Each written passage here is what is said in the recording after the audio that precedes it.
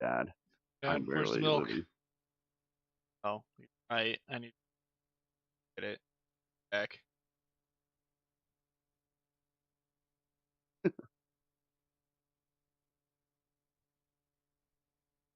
Mom said you're not allowed to go out for milk.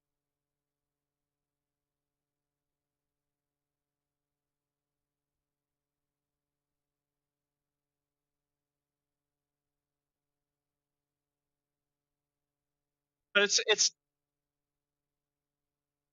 Oh yeah, no, absolutely. it's not even like the actual survive off that we have enough food supplies to last a minute. It's just people interacting, having to like, oh, the plumbing's out.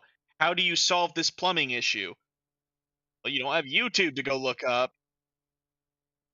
Nah, we revert back to outhouses. It'd be looting in minutes, to be fair. People would be like, oh, I'm gonna steal this TV, this useless piece of electric. Like, it was people were like, no, no, they'd steal the. So during the fake missile strike in Hawaii, where they thought they were nuking the island, motherfuckers went and broke in trying to steal TVs, and I'm like, if this was an actual nuke, what the hell are you gonna do with that?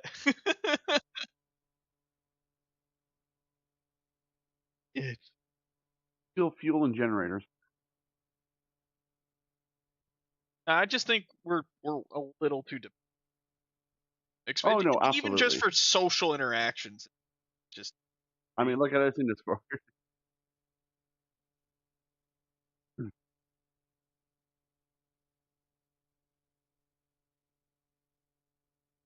Sorry, Bernie, I'm done with this. This is a I want to get out of this fucking game. Yeah, like we dropped it next to the super samples, and we immediately got hit by a fucking spawn. There were striders every fucking where. So difficulty sticks. Like how many people here know how to actually tie a square knot? Like I do. I do not, but square knots are easy enough to learn. Yeah, maybe change the title.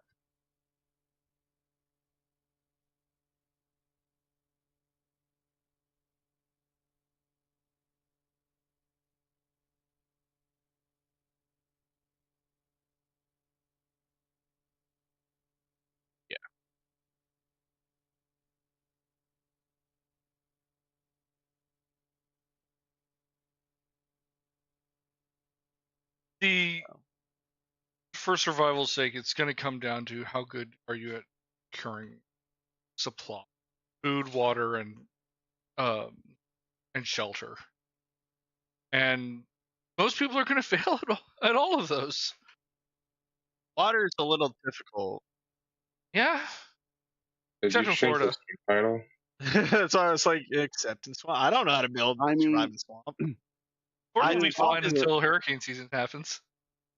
In an apocalypse, basically, we're just going to reuse houses until they are too dilapidated. Electricity goes out and I'm in Florida. I immediately just start heading north. I would probably head a little bit south myself. There's south in Florida is water. No, not from Florida, but from where I am. Oh, yeah. Oh, yeah. I was like... yeah.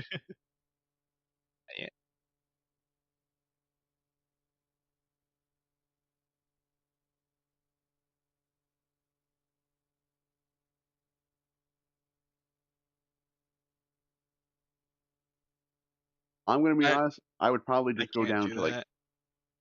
I would probably go down to like New York. You'd have to start because the issue is the migration pattern.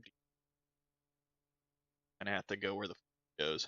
Ironically enough, one of my favorite books is growing up was My Side of the Mountain. Yeah, can you change your stream title on Twitch?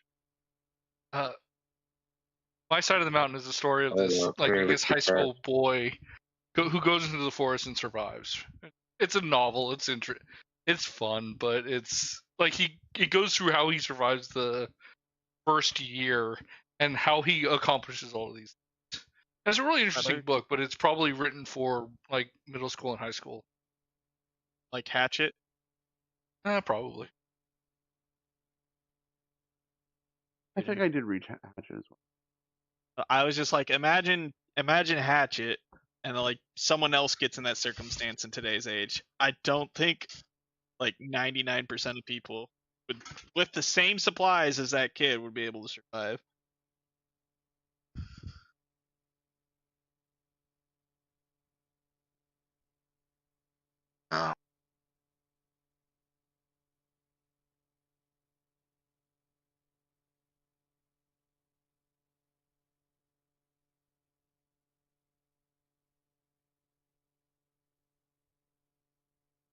I mean,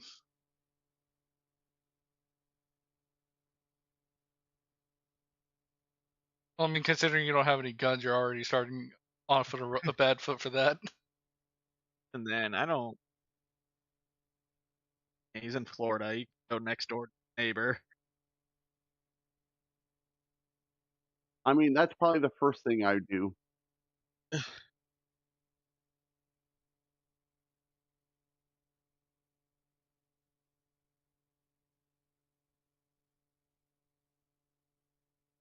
What? Oh This gosh. weekend? Going to Florida, let's go. Let's say, hold up. Let me look how much flights are to Florida right now. Going to Florida save me money. Don't tell Steve that, and then he'll go nuts. What is it called? National Gun Day or something?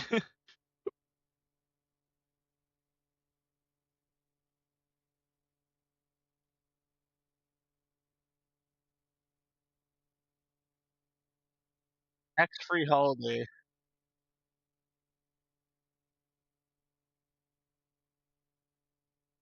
Okay, let's see. Oh, Memorial Day to the 4th of July? Shit. Yeah, fucking. Ooh. Man, how much bulk ammo could I buy? If I buy in bulk, I buy like a fucking couple pallets worth of shotgun. That actually would be super. Good lord. I shoot competitive trap. Go through 200 damn shells a week. That's a lot of money per. That's a lot of good money in ammo. But it's like Costco. You buy in bulk, you know? It's not like shotgun shells go bad. You're still spending, what, $10 for 20 shells? Not within my lifetime. Yeah, not within my lifetime. Well, like, as long as they're kept dry, they're going to be... Yeah, like, I've seen people pull out ammo from the Civil War and shoot it just fine. That's black powder.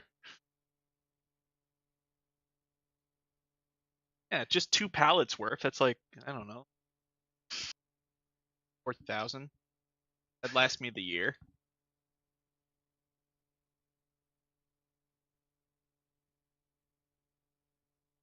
You know, the funniest thing is that the city I'm moving to next month, there's a class 3 weapon store in it. So I can go buy like an automatic rifle. I mean, there's only 6 legal miniguns. Nice. No, that's a higher tier. That explosives are. You're saying that with emphasis like the chat can hear.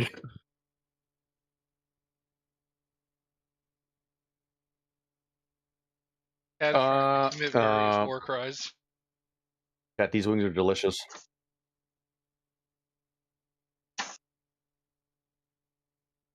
Yeah. These wings taste so good, chat. If only you had wings like me. We'll have to clip them. Oh, right. I was looking at cash for food. Had distracted. Well, Prophet, if we end up going to Florida for White Boy Summer, we had to take cat shooting. Oh, okay. So you'll go for White Boy Summer, but you won't. Look. Anime NYC is one thing. White Boy Summer is another. That's what rednecks do. But we could have White Boy Fall and Anime NYC. All right, we can get. You can't. No. We're not talking about guns. We're talking about just. I mean, have a great time. You can. Yeah. You probably should. Sorry, they were trying to keep me there, chat, against my will. I was having a fun conversation with them. We were just talking. Apparently, like Florida declared like that they're gonna have like a tax-free like thing on like Memorial Day, basically to 4th of July for like all guns and ammo. So it's like everyone's like freaking out, being like, "I'm going to Florida." Okay. Kingdom Come Deliverance 2 came out today. It did, and if we have time, I'll dabble in it with you guys. But we got other stuff we got to do. For instance, the JPCQ and Aurelia constantly dancing off the screen. As PR, it's a great idea. I think it's another way of like increasing like tourist revenue, because it's like even if you come down to Florida for like tax-free guns and ammo, they're gonna make more off of you on like, you know, like the plane flight, the hotel, the like time that you spend at various things. Like maybe you go to Disney World with the family, or maybe you go to the beaches or something like that. So basically, it helps the state's economy, and Florida's really smart about doing that sort of stuff.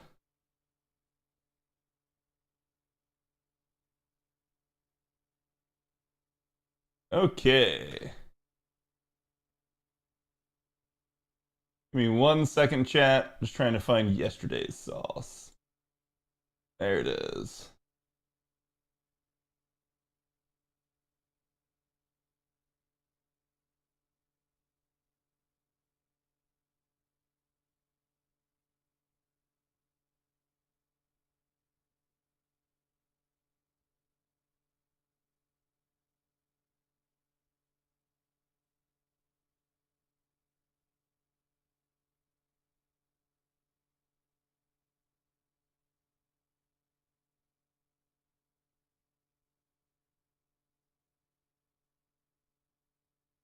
Okay.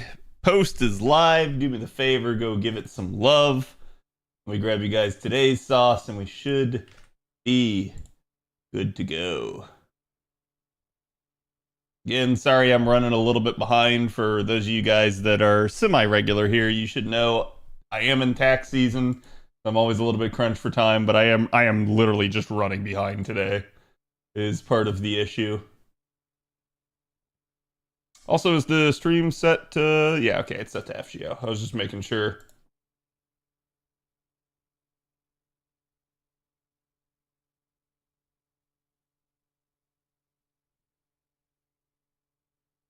Okay, got the sauce there, got the sauce there. YouTube side looks good. Hello, everybody on the YouTube side as well. And we should be good to go. All right. Hello, everybody. How's it going? Here is today's artwork. Go give the artist some love. We did get the third and final part of the Banner Review series out, so if you guys haven't already, go check it out on the main channel on YouTube. And again, we are live on the second channel, as I feel the need to habitually say this because people keep saying, "Oh, you're not live on YouTube anymore." I am. We have a second channel for that, so definitely go check that out if you guys haven't already. The channel is called @CADPlays. Is it better to farm solar, hide, and knives in one place, or do it individually since knives have higher needs and the drop rate is bad? That's up to you. Usually, I look at the sum total of like what I need for a given material, and if I need hundreds of each, I just farm the joint node, because it tends to work out better for you at that point. And then if you feel like you're getting kind of done with one of the two materials, then you can go to the devoted node and kind of prioritize that. Keep in mind, you'll also get the materials from other things like events, like maybe monthly tickets if they put them in there. You could get them with your pure prisms and stuff. So there are other things you can do to try and like kind of change those numbers. But that's where I just kind of look at it. I say, like, usually I need a ton of them, so I just go and grab both. Like, I prefer doing the joint node. Some people prefer doing individual, like let me farm all of it in this one node and then all of the other one in this other node. So it's up to you. Maintenance tonight. We only know bug fixes are happening, though. Also, JP Valentine's Day stream. I mean, JP Valentine's Day stream is probably the next stream coming up. Mr. Chubbs told me I think it's on the 9th. Which, what day is the 9th? The 9th should be what, Saturday? Like early Saturday morning, I think. Which, yeah, I think that corresponds with what Trubbs was telling me. Okay, so we have the JPCQ to do. I'm technically done with the shop, at least most of the stuff that I want. But I'll do the last 3 runs here on JP in the shop, just trying to get some stuff. And we'll see. I apparently have 3 more storm pods. I'm also just going to let that play out. This event, completing this shop, I completed the point ladder easy by just taking the 1 copy of the CE and almost never taking anybody's point CE on support. I think I did it like 3 or 4 times total out of the like probably, I don't know, like 50 to 100 runs that I did. So really not that much in the grand scheme of things, but I completed the point ladder naturally. I did not complete the entire shop naturally. This is just a issue at this point where I've gotten everything that I kind of want, but I haven't gotten everything. And so I could pop apples and try to get it all, but to me, it's not really like what's left in there is not really worth an apple.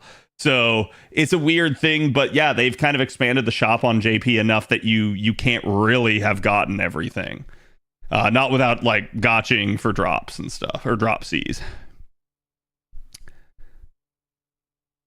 I did the main hide node until I finish Cuckoo, and that'll be doing double later. Yeah, I mean, I'm not that pressed. I have enough for like I just I think it was Sunday or no, it was Monday yesterday, even though I took off stream.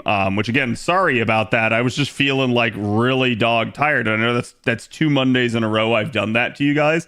I will try to commit to next Monday for that not being a thing. But it's just been like work has been kicking my butt. So. But no, like, I got at least enough from doing LB7 to like, and then I think I did a couple runs of the node to basically at least like, hey, I could finish one of Cuckoo's skills. So I finished off her charge skill. That way she works kind of optimally. And, you know, yeah, I don't have the other 2 damage dealing skills maxed out, but it's not as big of a concern, especially because I have a really strong Cuckoo now from my rolls. For others of you, that may be a little bit more of a concern, because if you don't get it all the way to like max rank, you might not be able to double it up without like, you know, we're in a Koyanskaya comp. So that can kind of cause some issues there where it's like you're not going to get as much firepower. My advice would be to backload it then at that point and say, let the Koyanskaya buffs carry you through the first like wave or 2 of a node, and then pop the skills on the, well, actually, no, I think most of hers are a 3-turn skill. So disregard what I just said. You're good to go ahead and pop it. You're not going to get a double pop. You're not going to get back to it again. So that'll be something to kind of factor in there. Now you're working 6 days a week. I mean, it's not every weekend, thank God, but it is a thing. So this weekend should be my off weekend for right now. So it's like I'll probably be catching up on some much needed rest this weekend. We'll see. I may still do a weekend stream. It's really funny that like my weekend streams, I've started doing them again, almost coinciding with tax season. But I assure you that is absolutely a coincidence, because it was just the case of now I finally had something that I wanted to stream on the weekends again. And then, oh yeah, all of a sudden I get tax season, so my time gets even more crunched. So if I want to share it with you guys, I pretty much have to do it on the weekends. And that just ends up being kind of how it is. So it's like the tax season shift was not the reason for me bringing the weekend streams back, but it definitely has made it more important to be doing them.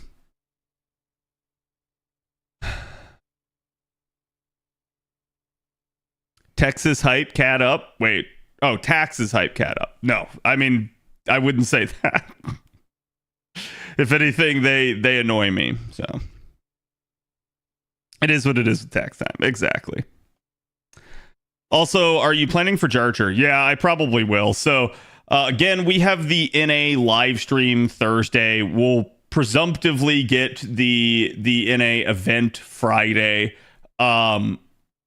That those 2 days I'm going to say are going to be taken up right there. We are already at Tuesday. I haven't actually seen, is the Jarcher banner up right now? Because if she is, then I probably could try to do like rolls with you guys tomorrow or something. Because like today I gotta focus on this JP event more than anything. She is up right now. Okay. I would definitely like to get her on my JP account. She's one of the few saber faces I don't have on JP. I think it's her. It's OG. No, because I got OG Umu. So we're good now on that front. So who is it? There's one more besides her. It's Jarcher and OG Umu were who I counted before. And then there was one more. Who's the one that I don't have?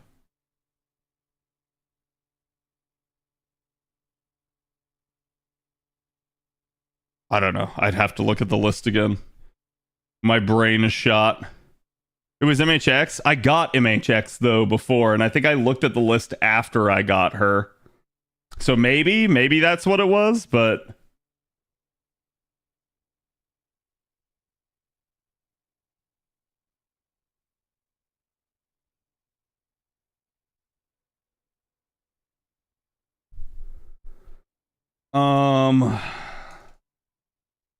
let's see here. So go away.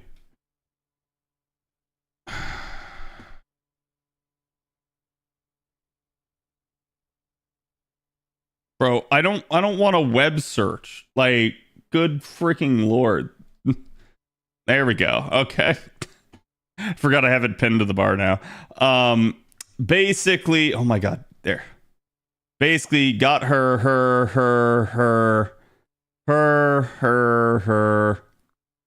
Lakshmi, Okitan. Don't have Jarcher at the moment.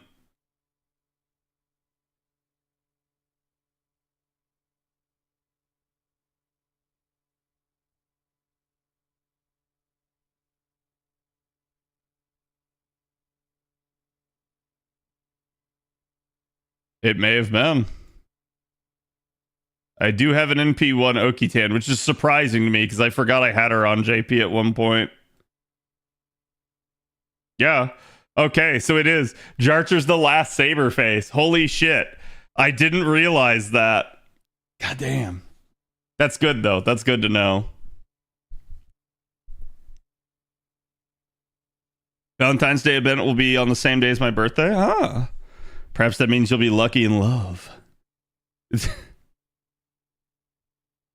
Will you get more copies of MHX? Maybe. Like these sorts of things, chat, they eventually get banners. And I have tried to take a more measured and metered approach to things of like, well, let's just see. Because like trying to get NP5 of all the saber faces on one account is expensive enough. Trying to do it on multiple accounts. I don't know about that. We'll see. I definitely have NP5 of several of them already. But I think it's one of those deals where it kind of gets cheaper if you do it over time and let some of the free courts take the load for you, as opposed to like, oh, let me just whale it all on the outset. And then like I have all those free courts sitting around that I stockpile at that point, and then like, I don't know, I just start getting wasteful and spending it on other units that I don't need. So it's probably better to take my time with this. Jarcher was my first saber face. It was during Summer 3 rerun. Nice. To be Valentine's Day event on the 12th. Like I said, I think the live stream's on the 9th. So we'll see. Like, I have no idea what they plan to do on JP in that regard. But it wouldn't be a first time, because like sometimes they do it right after the live stream. Sometimes it's like several days away. So I don't know. Like they could do realistically whatever the heck they want. But this is the final day of the current event on JP. So we are running out of time. It's actually, I think this is the latest I've ever done a CQ. Normally I do them like weeks ahead of the actual end of the event. And this time, I don't know, I let it go all the way to the last day. I don't know why. It's not like I haven't been playing the JP event, but in a weird way, like I haven't done all of the unlocks for the event because I don't think they actually matter. Like, I don't think they give you anything. So there's no real reason for me to do it all. Last until they make more? Yeah, pretty much. Well, like, at least when they come out with a new one on a given server, usually that's my incentive to, like, okay, time to acquire them, right? And then that makes it easier on me. And who knows, sometimes I roll them in P5 right out of the gate, which alleviates future burden at that point. We're gonna min turn, you need an invincible PRC. Yeah, I haven't even looked at what the CQ is. Just gonna go over to NA here real fast and handle this. So chat, I did get all of the LB7 free quests done. I have not done the like costume unlocks and stuff yet, but they're not half cost right now. They don't matter as much, but they are all done. So you can see there's 3 quests that are still hanging around for that exact reason. We'll go to the Fruitful Great Plains. I don't remember what I was using for this node. Oh, yeah. Okay, so I think this was... I was doing it with Atalanta. And it looks like I can fit the backline Bond C.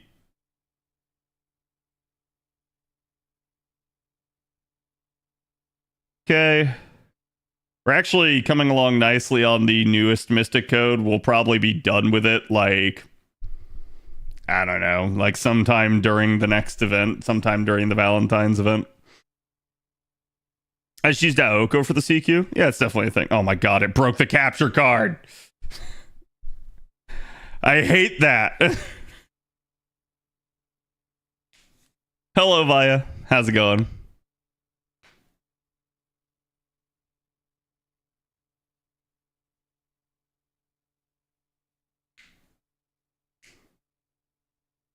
And instead kick it to the closer Wednesday? Listen, I think sometimes y'all get way too caught up on patterns and insist that things are the way they are, and that because the pattern has been this way, it will be this way. And that's exactly when the devs fuck over all of your predictions. So this is why I don't sit there and go like, oh yeah, it will be this day. I literally just go like, no, it's fine. Because, like, for instance, I've also heard this, like, concept of, like, oh, they always update on a Wednesday, which is actually verifiably not true. Like that is one of those deals where the community tries to sit there and say this stuff, and then the devs just don't actually ascribe to it. This is not Star Wars. Listen, Star Wars, if it were Star Wars, we wouldn't be able to, like, have any of these discussions, period, because everything would be up in the air. It's funny because I was on the Star Wars subreddit earlier today for something. I saw some post. I don't remember what the heck it was, but I saw another post where some dude was like, I guess he was calling out the sequel trilogy yet again for, like, just it's stupid shit writing, right? And, like, the people on the subreddit are like, oh my god, just let it go. It's been years. Like, why won't you people lay off the sequels? Like, oh, get a life. Like, and it's like, because people like Star Wars and the sequels were bad. It's that simple. Like, I understand people want to, like, try to move on and give things like that a chance, but the rest of us that were around for the actual good parts of Star Wars don't. And we're just like, yeah, no, we're just gonna keep shitting on it because that's what it is. It's shit. Like, it doesn't need to rhyme, yeah. Finally got enough obsidian knives to do one of the upgrades to Tez skills. I haven't even started to work on my Tez.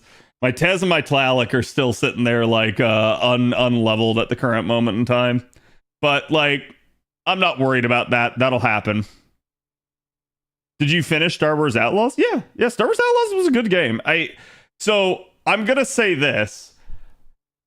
I really think what people find to be a good game versus not a good game, people have such unrealistic standards nowadays to some degree. Like, if a game is not like a 10 out of 10 perfect envelope pushing game, it is like dog trash in their eyes. And I don't understand people that have that mentality. Whereas I come at Star Wars Outlaws from the perspective of a Star Wars gamer that has played almost all of the Star Wars video games. And man, has it been a long time since we've had a good one. Like, literally, the Fallen Jedi Order and Jedi Survivor games are the only other ones. There has not been a good one since, like, over a decade ago at this point, besides those. So, to me, it's one of those deals where I look at that and I say, okay, with that in mind, how do I like this game? Is it more like EA slop that they clearly just phoned in and didn't care about? Or is this a game that actually tries to be, quote, Star Wars? And it does. So it already passed that bar for me. I don't immediately think it's trash, basically, because it does. It is a game that actually tries to bring Star Wars to life. So you could tell there was a lot of passion there from the developers that made it. Now, that does not mean it's a perfect game. There are some issues with the game. And particularly, I think the most, like, just dominant issue is everything Ubisoft related. Like, the fact that Ubisoft locked that to the Ubisoft store, the fact that Ubisoft wanted you to pay bukus and bukus of money for early access to a single player game and for DLC, day one DLC to their game, is a problem. It's what I don't like about Ubisoft. And it's, at this point, going to bite Ubisoft in the ass because everybody knows they have Assassin's Creed Shadows coming. And we all know they're going to try to milk that one for all it's worth. So it's just going to cause them problems. The little axolotl sidekick is hands down the best part of the Outlaws. Yeah, like, so from there I go, like, okay, does the game do a good job of bringing, like, an authentic smuggler experience to life? And for this, I'm going to say it's passable because it's no worse than any other Star Wars game. We've had many Star Wars games that have tried to bring a smuggler experience to life, and they have all just failed at that miserably. It tries its best. It does have at least, like, the underworld dealings with, like, gangs and stuff. I like that. But yeah, there's not really been a game that's properly done smuggler experience. It's close enough that it doesn't have necessarily proper smuggling, but it does at least have how you would feel like a smuggler would operate within the galaxy, like the connections that they'd have, what they'd be out there trying to do, like making big scores and being a risk taker and stuff like that. So I do think it has that. Okay. Gameplay wise, I think this is what makes or breaks the game for a lot of people. And this goes back to what I was talking about a lot about, like, people feel like if you're not like a envelope pushing game, you're just crap.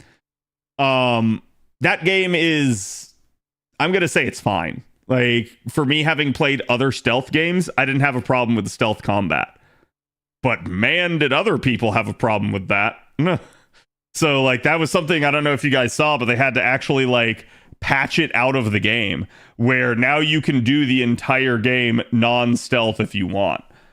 Whereas, like, I don't know, like, I've played other things like Assassin's Creed, like Metal Gear and stuff like that, where it's like, yeah, stealth is just a part of the game and you get used to it. But man, some people just really didn't like it, and so that was just a thing that people dogged the game for. But like I said, to me, it's not a perfect game. It was like an 8 out of 10 to me. It was good enough. I thought the story was actually pretty well done. My biggest flaws in the game are that it functionally had a protagonist that they made uglier on purpose.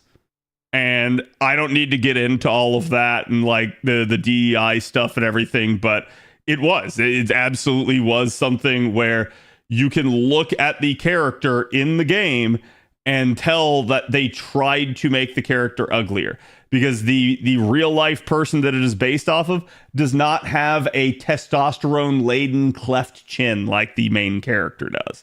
So that was a design choice. They chose to do it. I think it's stupid, but that's where like you can get the game on PC now and you could just mod her into having a more realistic and accurate face. So I think that's one of those deals where while I don't like it and that's a point against it, at least you can resolve that. But yeah, it's like that's my big issue. The Ubisoft stuff is another big issue, but otherwise I enjoyed my time in the game. I didn't have a problem with it. But how I played it is because of the way Ubisoft conducted themselves. Ubisoft got $15 out of me because I went and subscribed to their Ubisoft Plus pass or whatever the fuck it's called, their Uplay Plus or something like that.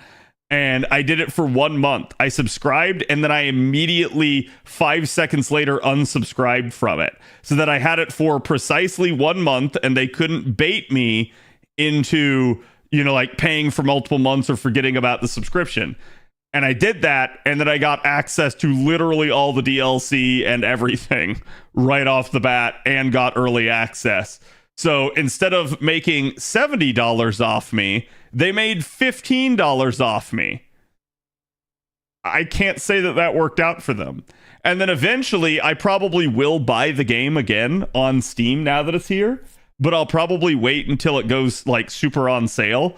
And so I'll probably like pay another $10 for it. So they'll get $25 out of me instead of the $70 that they could have made if they had just launched it on Steam.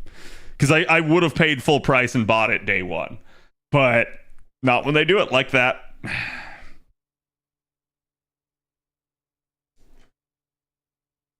A Trans Am spaceship to fly? Yeah. OG BioWare's goated? Dude, so it's really funny. A lot of news has been happening about like BioWare and how they closed down the studio. So I'm not sure if you guys know this, right? But like BioWare is one of the most famous developers of all time. And I like this isn't me like exaggerating things. This is hard truth. Most people nowadays know BioWare for like Mass Effect. Some of you know it for Dragon Age. That isn't what made BioWare famous. BioWare is somebody that goes all the way back to like Baldur's Gate. And they made Baldur's Gate 1, Baldur's Gate 2. They made several other games. Knights of the Old Republic. Yeah, that's where BioWare really made a name for themselves. And man, did they make good, well-crafted, story-driven games. They are the bar. They set the bar. So they closed a studio. So that you're aware, last I checked, BioWare had 4 studios. And there was news here recently about because Dragon Age Origins did bad, that they closed one of the 4 studios. Do you know which studio they closed? They closed their Edmonton studio. I don't know if I spelled that right, but whatever. Edmonton was their main studio. Their main studio.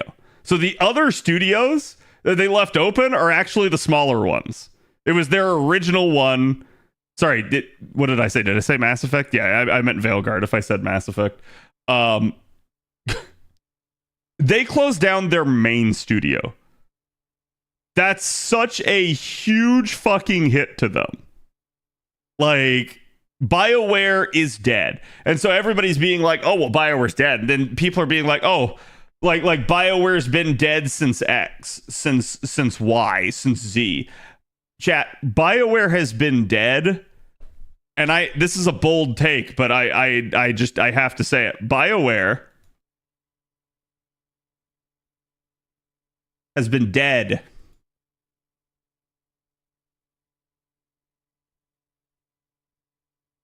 since Mass Effect 2. Been dead since then. Nothing BioWare made after Mass Effect 2 was all that good. People will scream and say Mass Effect 3. People will scream and say Inquisition. No, BioWare has been dead since Mass Effect 2. Like, they are just ever since then, they are a shell of what they used to be.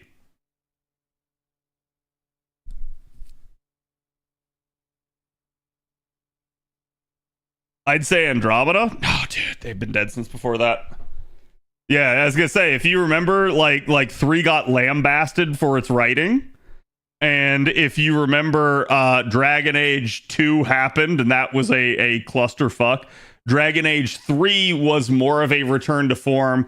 It won Game of the Year, but it won Game of the Year it probably shouldn't have won Game of the Year. Let me actually go see what the nominees were for that year. Because I think that was 2015. Was it?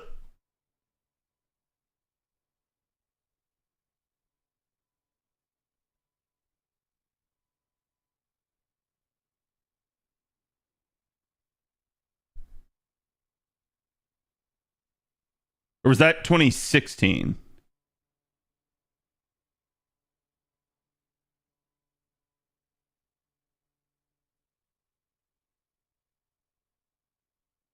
Yeah, no, sorry. 2015 was Witcher 3.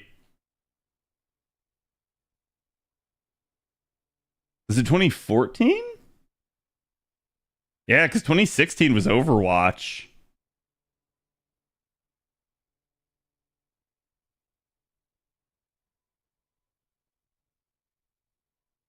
Yeah, Dragon Age won it in 2014.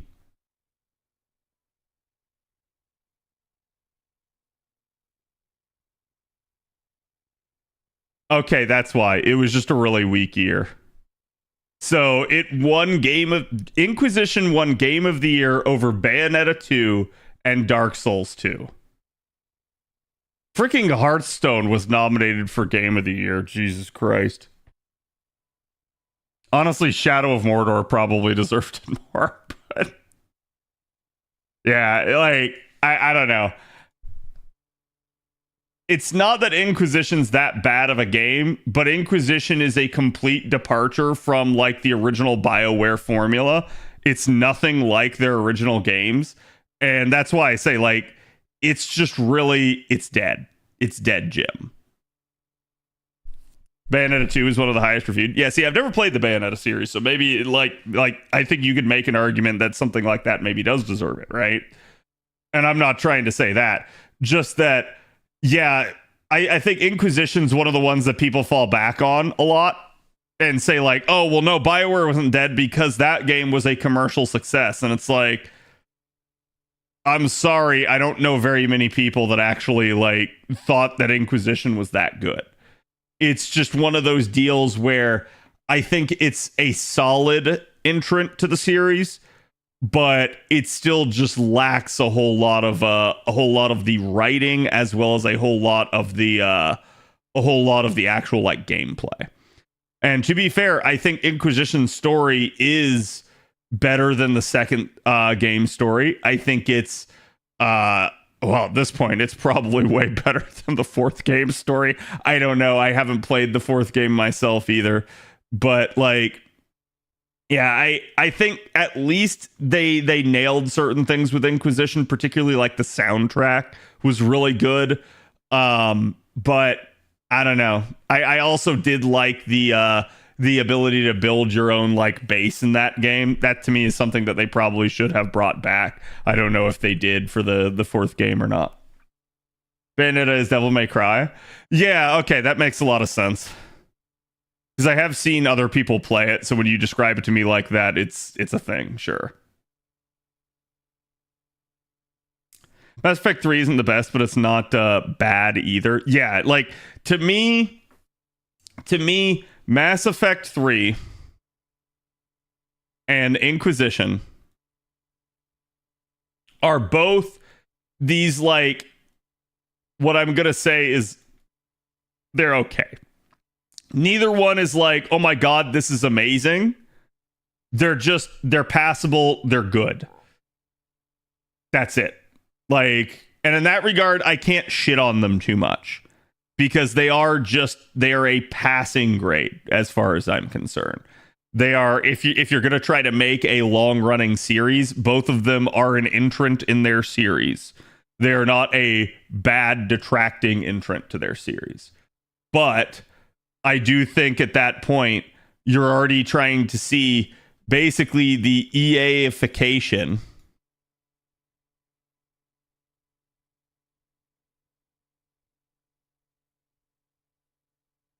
of games.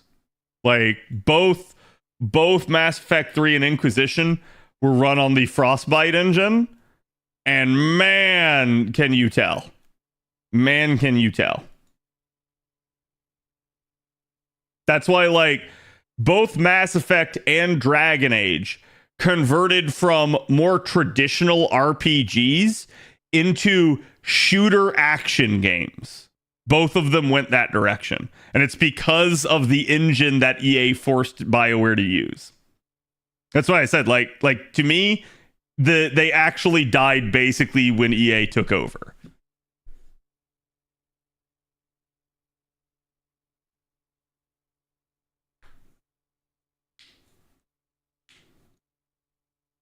I had some fun with Dragon Age Inquisition, but yeah, it was non-Origins. Yeah, I don't think Inquisition's terrible. I'm going to say if you had to play 2 games from the Dragon Age series, now there are 4, if you had to play 2, I would tell you to play Origins and Inquisition. It is the second best game in the series. But that is what that is. EA is a bit like some Dark Lord Evil Empire when it takes over a studio. Oh yeah, no, I saw like a kill list. I think I dropped it in VIP a while back, but essentially like all of the studios that they had like acquired in the last 10 years and just how like each one of them had fared. And they like almost all to a T were either dead, closed, or on ice. Like they were basically like getting to the point of I think there were only like 2 left from the entire list, and those 2 were immediately in hot water, like BioWare being one of them. BioWare hasn't been closed yet, but it has suffered studio closures and layoffs. So it's like, yeah, it's not looking too good.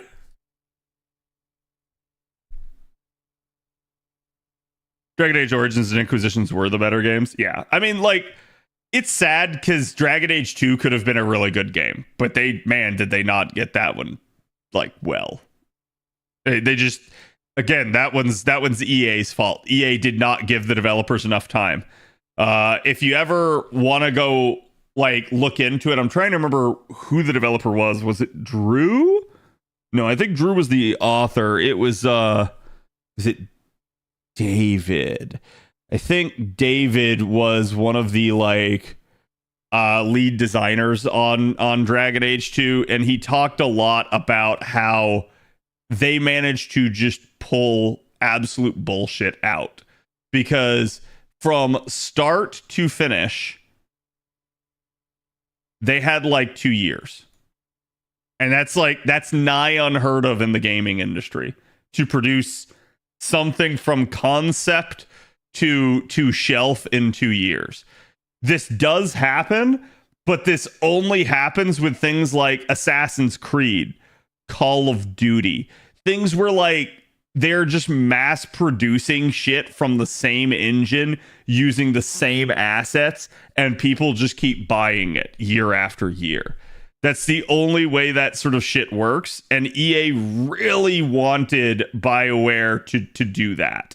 They wanted Dragon Age and Mass Effect to be their like series that they could just milk, and it doesn't work that way, not if you want the story and the gameplay to be good. So they managed to put it out, but that's why Dragon Age 2 is a very small game, and it has a lot of reused assets and reused like when you go into like a dungeon in Dragon Age 2, they're almost all the same. Like each dungeon is very samey as the last one, and you begin to notice it the more you play the game, because they had to reuse assets and try to find cost effective ways to do the work. Sorry, not cost effective, but like time efficient ways to do the work.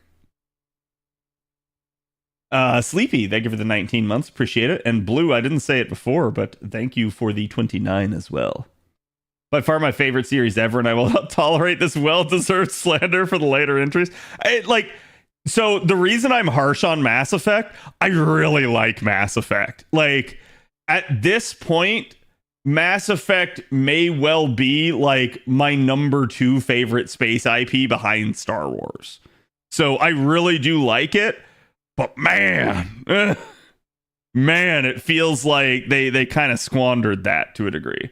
And it's sad because I was hoping that Starfield would be like Bethesda's answer to BioWare, and that it would have basically resulted in them coming out with this new IP as well to challenge Mass Effect that would have made both of their IPs better. But at the current point in time, neither IP is doing too hot.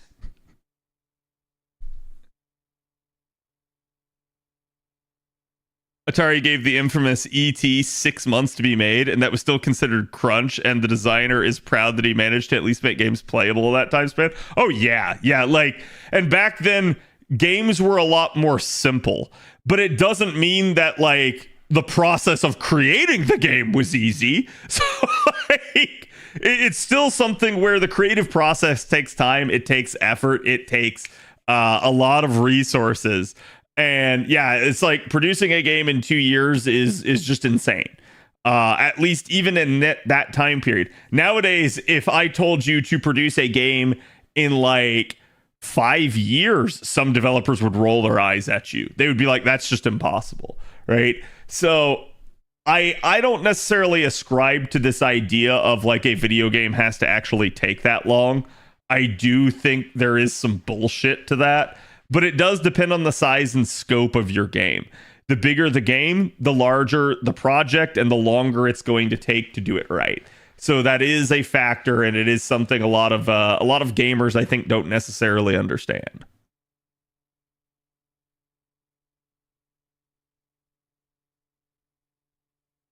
It's going pretty good, JC. How are you doing today? Andromeda's more fun to play than Starfield. See, I liked Starfield. Chat, we can still go back and like I still have God, how many hours of Starfield?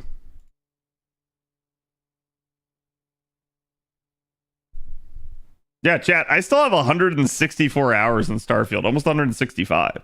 So, for reference, 165 hours of Starfield still puts this as one of my most played games. Because most games I complete in 100 hours or less. Okay? Now, that being said, does that mean Starfield is like the most perfect game ever? No, it has a lot of problems with it. And honest to God, I've seen a lot of people that have given that game shit because they just don't like the like Bethesda formula for games. That's not what's wrong with the game. What's wrong with the game to a large degree is its departure from the typical Bethesda formula. Starfield is an interesting idea that is, to me, not well executed. I feel like there's a lot of love and labor in that game, but it kind of gets ruined by a couple of like key design choices. I'm not sure, again, if that's like the developer's fault or the restrictions of like their system. So for instance, like not being able to like fly down and land on each individual planet and like have it be some sort of seamless interconnected world is probably a limitation of the creation engine. That's probably something they can't get around. So that was just something where they received a whole heck of a lot of shit over that. And honest to God, it does not matter even in the slightest that you have to like load to a new planet. I do think people have some points to make though about like, hey, the issue at play here is that I have to like load up into space, then go load down into another planet, and that becomes cumbersome. So I think that's where like a decision should have been made that should have allowed you to go from point A to point B. And I don't know, maybe they play an animation or something while it's doing it, but ultimately at the end of the day, I feel like the option to do both should have been there, and the fact that you can only do one of those two is one of the issues. So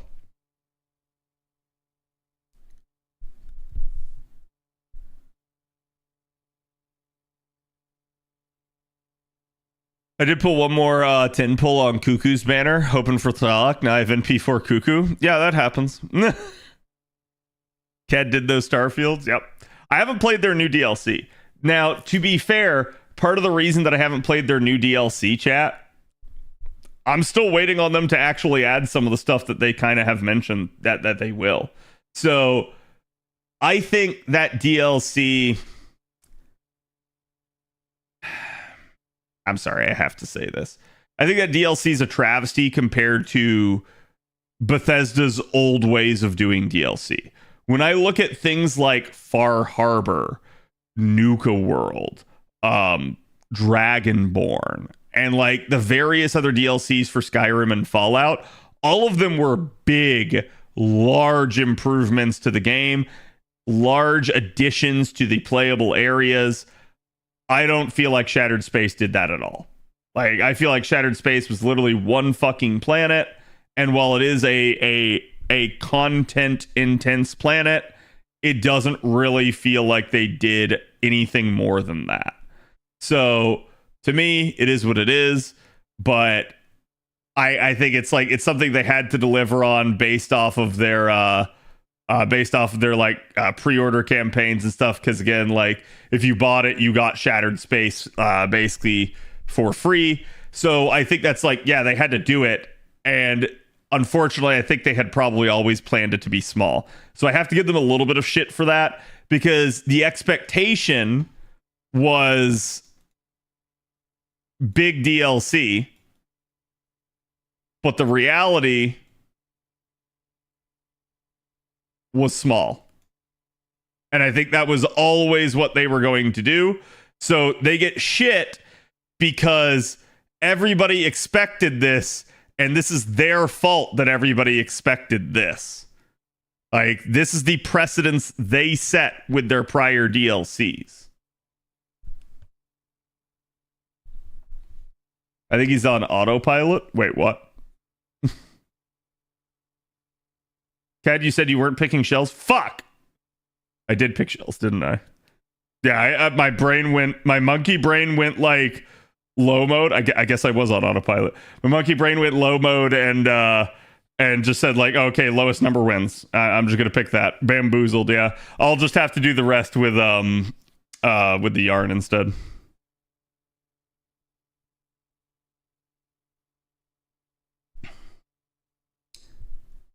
And yeah, I think this is another point. Honestly, let me just say this. You want me to make Starfield a good game for you guys? Let me do it. I can fix it right now. Let's fix Starfield, okay? Here you go. So, number 1. Way more melee weapons, including things like lightsabers and like cool ass, like, I don't know, like frickin' like knives and like vibro swords and other shit that you would find in other games. Okay? And in other space IPs. Number 2, straight up fix the loading screen bloat. Allow players to get to places more seamlessly and faster. Allow it to feel immersive in one way or another. Okay? Number 3.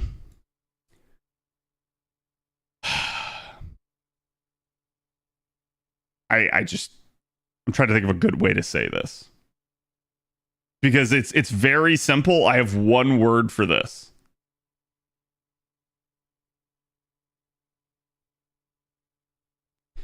You literally have story in the game that talks about a major mech war that occurred between the colonies. And you can even find mech graveyards. And there's no fucking mechs in the game. How? How do you whiff like that? That's such a stupid thing. Your writers thought of it, and then you don't fucking put it in the game. Like, what the shit? I don't understand that in the slightest.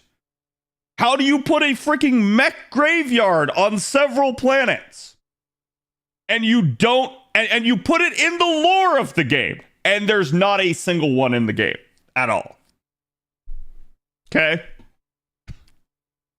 Number 4. go back to exploration. And man, this is the most damning statement that I can make about Starfield.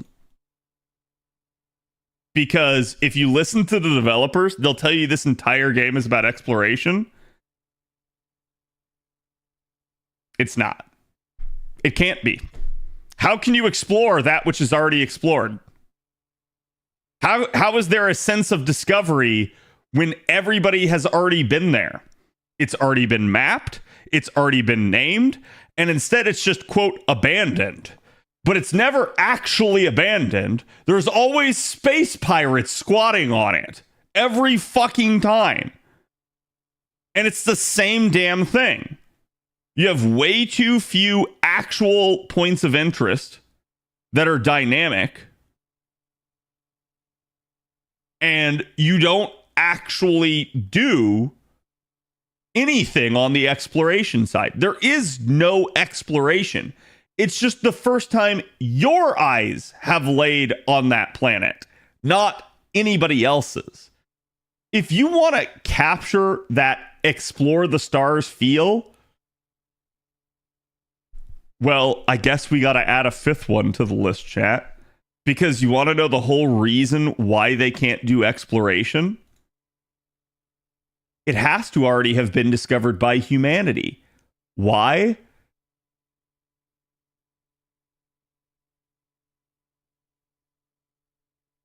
Because there's no fucking aliens in your space IP. This is the biggest thing that you blew. When there's no aliens, you are narratively trapped because you can't have something where, oh, humanity goes and explores it, and it's just you're the first human to lay eyes on it. And instead, there's all these wondrous, cool alien things and alien technology out there that's foreign to you and foreign to every one of your species and your government and your organizations. But it's something that someone else knows about. That adds a understanding aspect to things, a diplomacy aspect to things, and an exploration aspect to things. You now have to go out there and find all this shit for humanity, even though the other aliens might have already been there and known about it. But when you don't have aliens, guess what it does? Now, you can't have anything because you could have had it where humanity is discovering all of this for the first time. Problem with that, how do you have any points of interest? Every point of interest that you would have to be some naturally occurring phenomenon. Why? Because there's nothing out there. There's literally no alien species that could have built something before you. So at that point, it becomes all about humanity discovering things, but that's boring as shit because that means you don't have any man-made structures, any sort of technology or anything out there. It's all just humanity. And that's how they trapped themselves. The second they didn't put aliens out there in their universe, they fucked themselves. They couldn't do proper exploration because of that. So that narrative choice, that original design choice back at like the beginning stages of the game when they decided not to have aliens, that doomed them. Straight up. There's no way that you can do anything explorative video game wise. You can tell that story. Again, you can look no further than like Interstellar and several of the other like space IPs that exist. You can tell a story in a world where there's nothing else out there in the galaxy other than humanity. But that story doesn't translate well to a video game where the player is looking for interesting things. Because unless it's a theme park experience where they just hop from pre-made planet to pre-made planet, you can't do that. So when you go procedural generation, how do you make interesting and explorative stuff something for the person to find? It has to be that there had to be someone there before. And that's why they had to keep making humans have already discovered everything and already been at every location that you go to. Like I said, like No Man's Sky in and of itself, honestly, I'm not the biggest fan of No Man's Sky. And it's really funny because a lot of people want to compare Starfield to No Man's Sky, but they could not be more different games. No Man's Sky is what I consider to be basically like exploration bloat. It almost feels like you're playing one of those like scummy gacha games or like mobile games that are like designed to constantly like milk you. And allow me to explain. In No Man's Sky, you need to do something. I don't care what that thing is, but that thing inevitably leads you to a different part of that planet or leaving that planet and going somewhere else. Somewhere along the way, something else gets in the way. You then go on a tangent to deal with that thing, and in the process, you find another thing that makes you go and do something, and then you end up finding another thing that distracts you, and then finally you realize you never did the original fucking thing.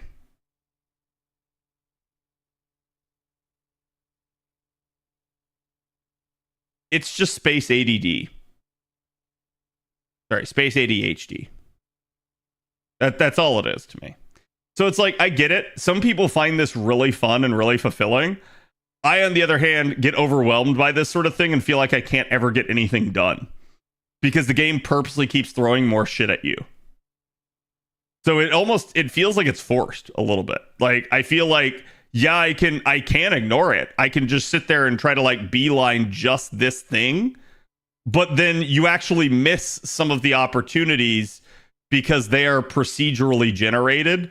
And like, because you didn't take advantage of them, they're now just gone. And you have to wait for something else similar to happen. But because it's truly random, that's an opportunity you'll probably never get back. So like, that is one of the things I don't really care for about No Man's Sky. I do think No Man's Sky has a lot of good stuff in it. And I do think their willingness to support the game years after their initial fuck up is something that probably should be commended. However, they're also doing what is expected of them because of how that game got started. So, make your own purpose game. Yeah, I mean, that's fine. Like, I see people before that are like, oh man, I'm too overwhelmed by that sort of stuff.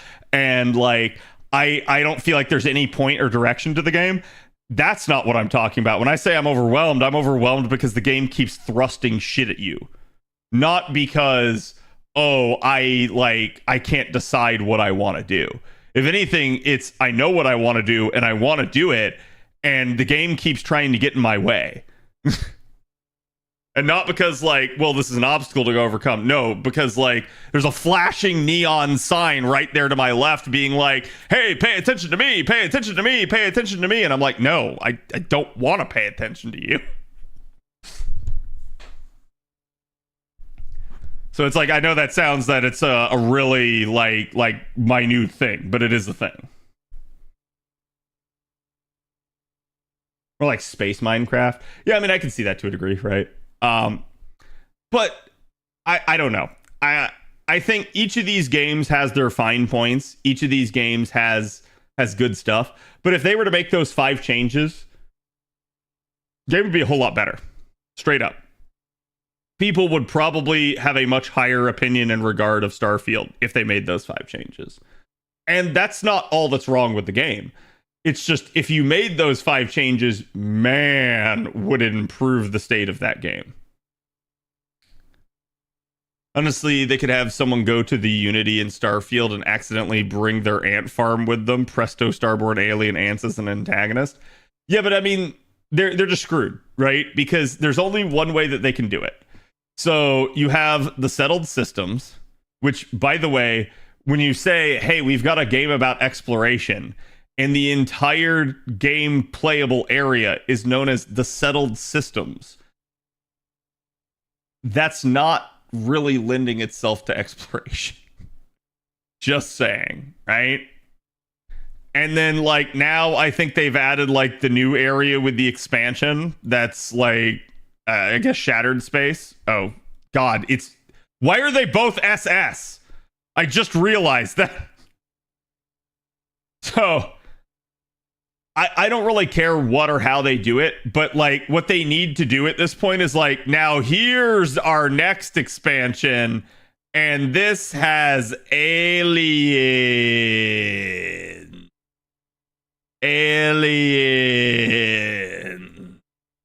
And guess what? Aliens.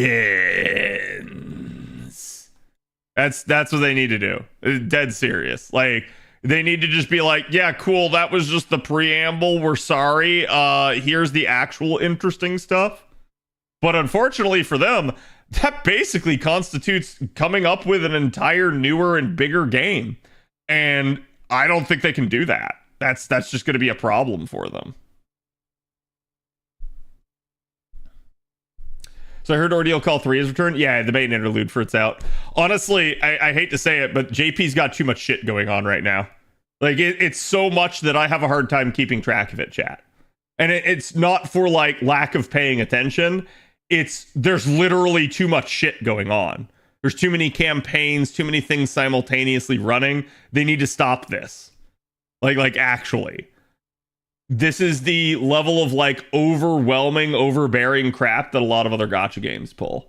And I think especially when you have like a currently active event that people can't really complete the shop for naturally, dogpiling it with several other campaigns is not a good recipe for success.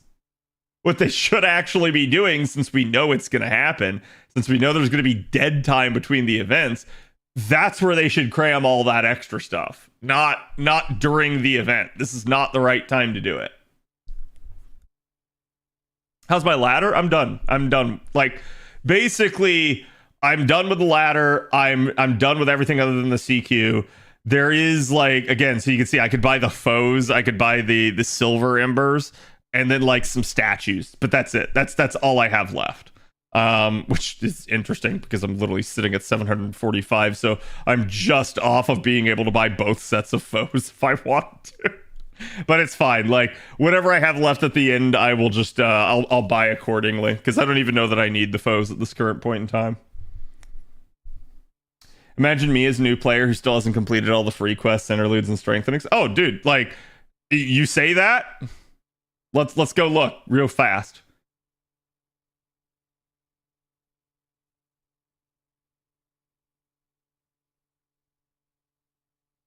So that's new. I just picked her up.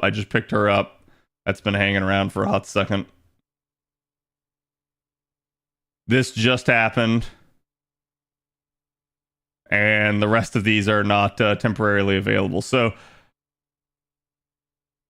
I guess wait, yeah, who are the ones on raid up right now? It should be the archers, right? Yeah, okay, so there's Jarcher.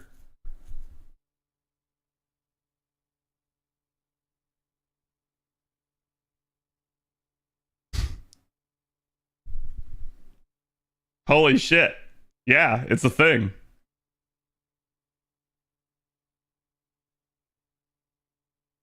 There's no upgrade that I haven't done for the archers because there's so few actual archer upgrades. Dear Lord. Why haven't they done, like, God, the archers are so unloved at this point. Like, that's kind of wild. Am I crazy, or did we not get the archer interludes? That's exactly what I was thinking. I think there are some, but I think all of us have like already done them because there's so few of them, and they're all for like the 4 stars and lower. They'd rather make a new archer. Yeah, I don't understand. I don't really get why they have just taken this approach. I had to do 1 million archer interludes. There's a lot. Yeah, but for the low stars, right? Like 4 star and lower. There's really not a lot for the 5 stars. It's just you did them all before? Well, let's see. So, like, Squirtoria has 1. Moriarty has 2 or 3. Artemis has 1. And some of these may be interludes and not like... Well, wait, chat. Is it the interludes that are available or the strengthening quests?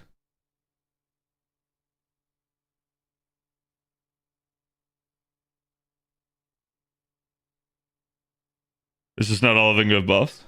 Interludes are available? Okay. Not rank ups. Okay.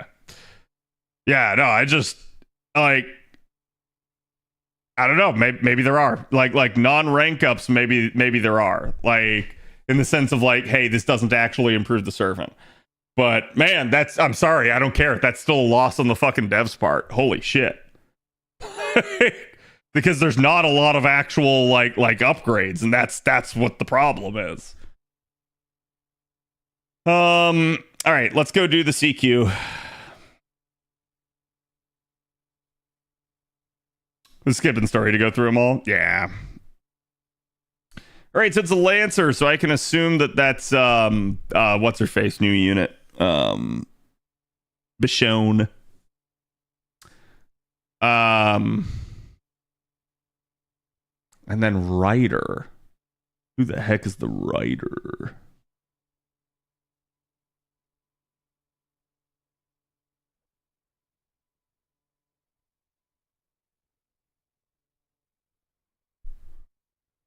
Although it has 10 hits of invuln. Isn't Melisson in here instead?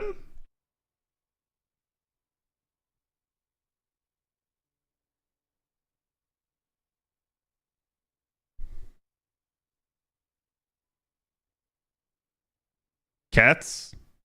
Veecher, Melisson, and Cats? Okay. Yeah, fandom at least shows me their health bars, but doesn't tell me anything about them. That's interesting. The Mel's Earth. Veetra's Sky. Cat should be Sky as well. Yep. Well, that's spicy.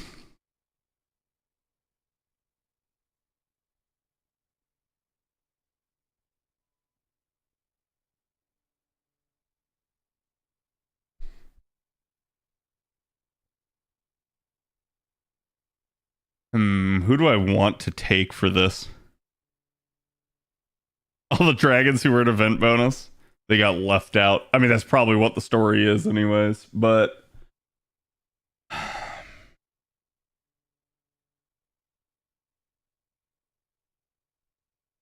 don't have a strong AoE Saber on JP that natively has Invuln Pierce. Which if you did, that would be perfect.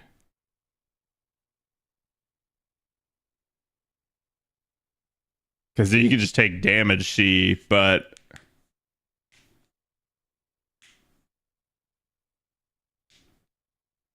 Yeah, we'll talk about the buffs here in a second.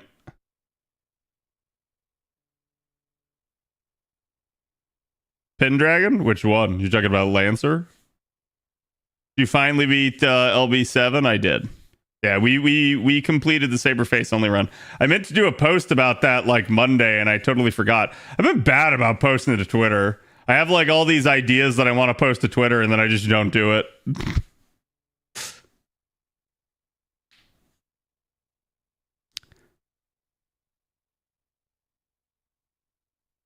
Keep wanting to call her brioche for some reason. That's fine. Which means you're hungry. LB7 ordeal call prologue story discussion this week. I wanted to do it yesterday, but yeah, we'll have to find some time.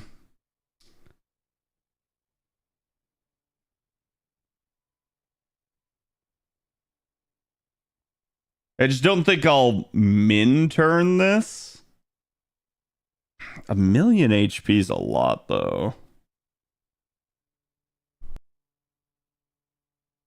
All right, hopefully that fixed it.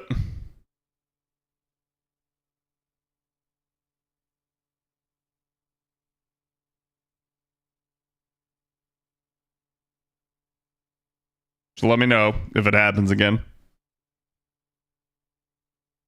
I say lore, but I mean story. Yeah, I know what you mean. Okay. Well, wait. I don't even have Salad Larry on JP, do I? Do I? I think I do. I do.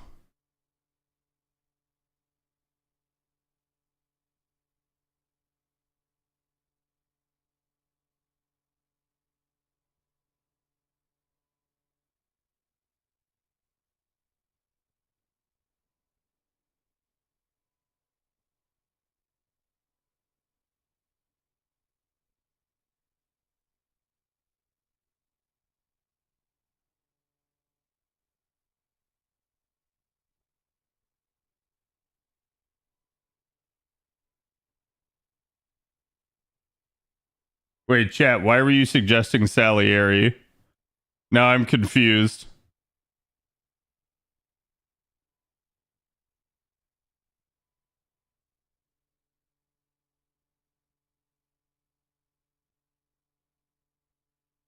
Saying Salter, not Salieri? Huh?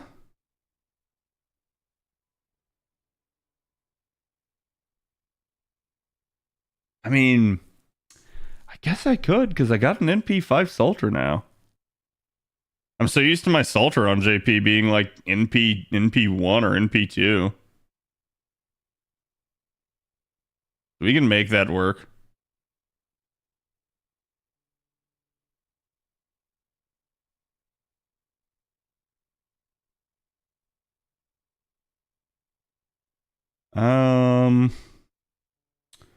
Yeah, an assassin on the back line's not a bad idea, but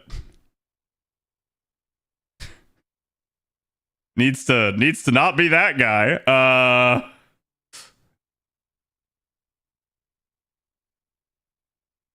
Let's go with MHX. She's already well on her way, even though she's only MP1. Do I want Oberon?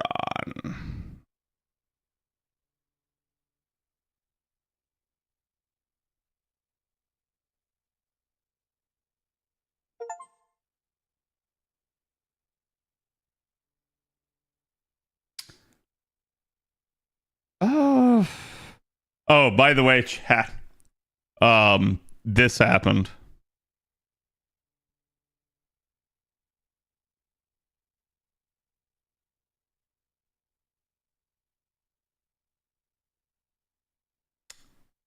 Yeah.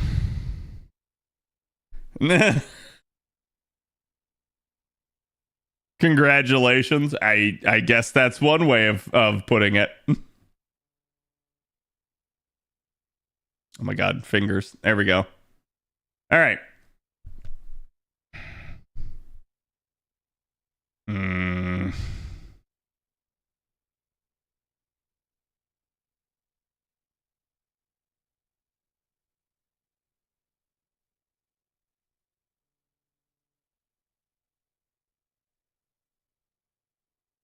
That a pin's not going to matter. Well, that a pin could matter.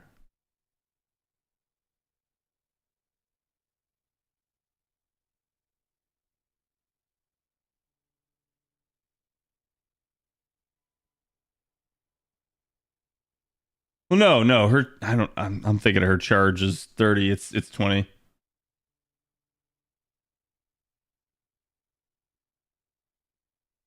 Cross range, yes.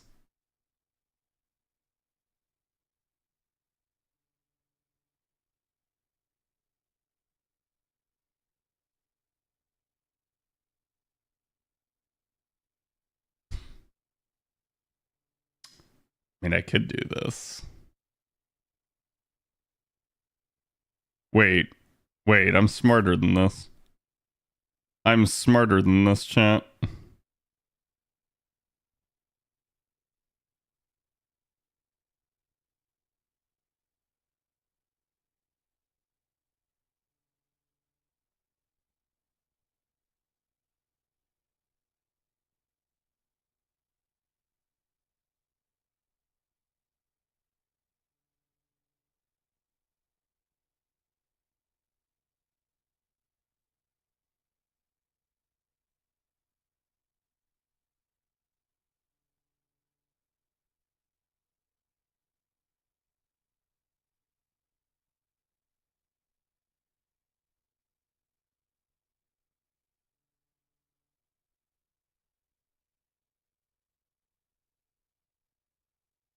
No, I haven't gotten to talk about it yet.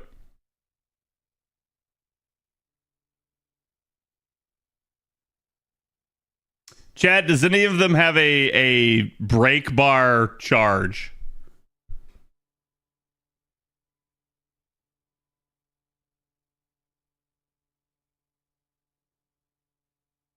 No? I'm trusting you, chat. Okay, we'll send it then.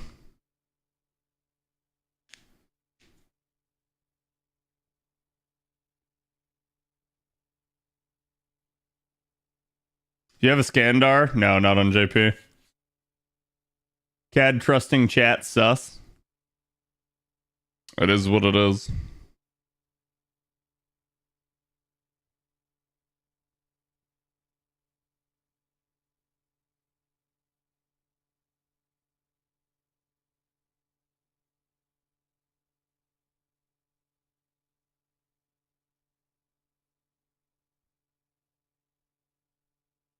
Chat, what the fuck? What the actual fuck, chat? You know, I feel like when I ask, hey, does one of them have a break bar charge? Instead of just saying no, the proper response would have been, well, one of them starts full.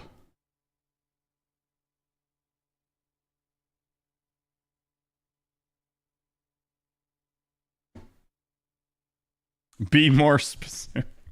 The betrayal, yes. Chat gaslights me, I swear.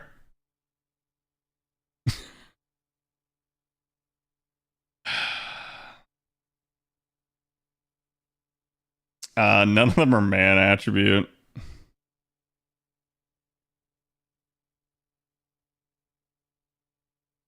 And I'm taunted to the writer anyways.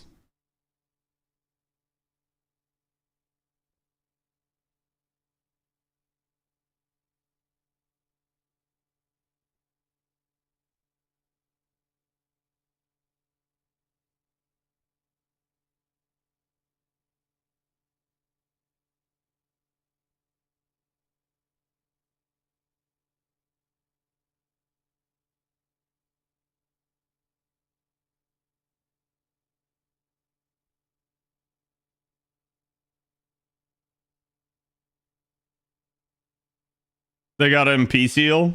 Oh, that's true, they did. I didn't even pay attention to that. I noticed that, but my brain didn't apply it.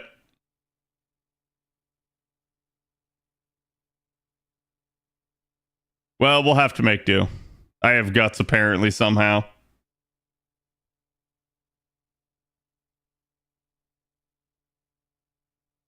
What the fuck is going on? Are we playing hot potato with the NP charge?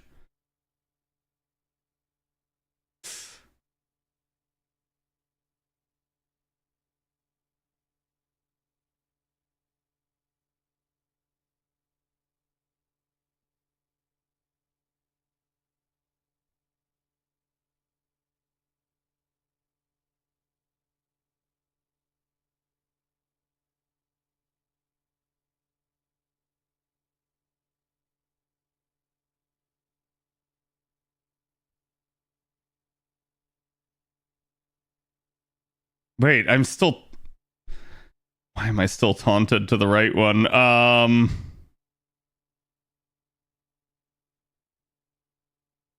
Well, let's see what the damage is.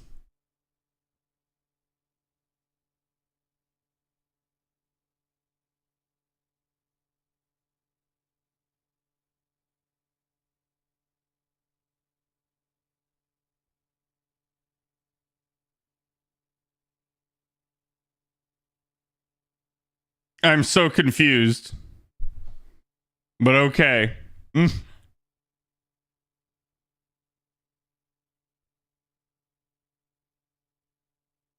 Bro, what is this taunt mechanic?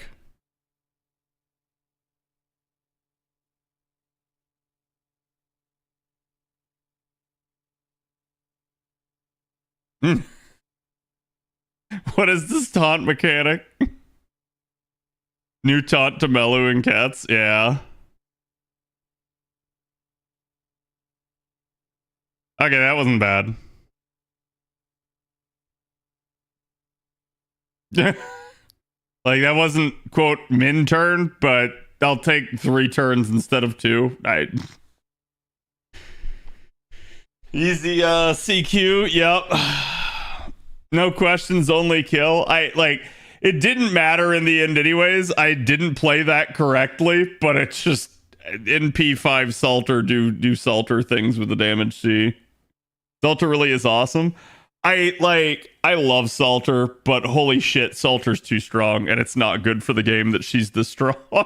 Like, you have a 4-star that is basically like, it's not close anymore, chat. The 4-star is handedly outperforming the 5 stars.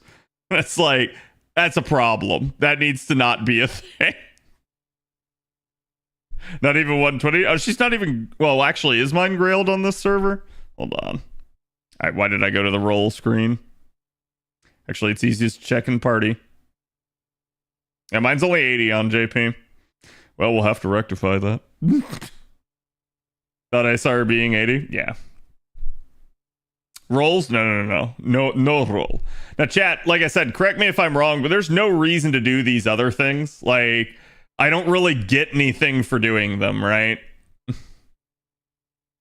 Because, like, I've completed the ladder, I've completed the shop, yada, yada, yada, yada. Don't think so? Yeah. Yeah, because that's like, it's why I left them, is I picked what I considered to be one of the optimal setups. And I was like, well, I don't really want to change. So I was like, I'll just do them at the end. But there was no real reason to. We roll Bichon when she comes to an A. Maybe. I'm kind of on the fence with her. Bichon is not a bad unit.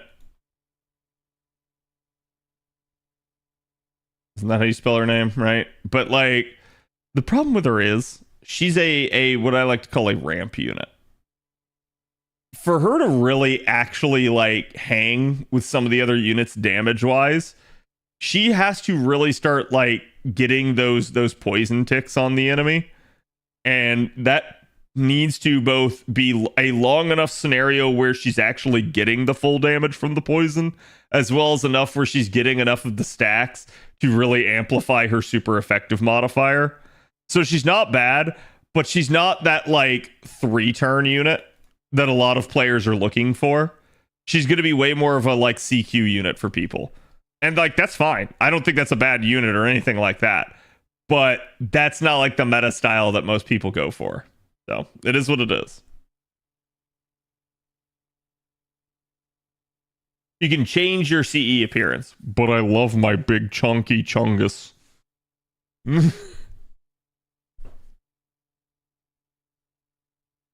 Okay, so it just changed the appearance. That's fine. I feel like Musashi Berserker's buff basically made it so it feels like all the archers now need a buff.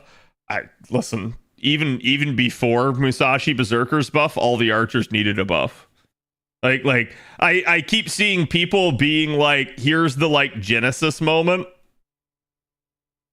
of like this is when like the archers needed a buff. Chat, I've been saying this for over 4 years that the archers needed a buff. And it's funny because 4 years ago, I had people calling me insane. And when I say this, sorry, chat, let me say this. Single target, okay? Single target archers, not AoEs. But like, my God, I've been saying this for 4+ years, and way back then, people were screaming at me and said that I was wrong. And now, like, almost everybody agrees with me on this. And it's like, yeah, I don't know how people didn't see this. Like, you had other classes that, like, they were struggling to find people to buff because they had handed out so many buffs. And then you have the archers that have just not really been touched, at least the single target ones. So it's like, seemed like a pretty straightforward, cut and dry case to me. Chat, I'll go ahead and make another bold prediction. You know who else needs upgrades? And you're not going to like this in the same way that people didn't like me saying it about the archers years ago. You know who else needs upgrades?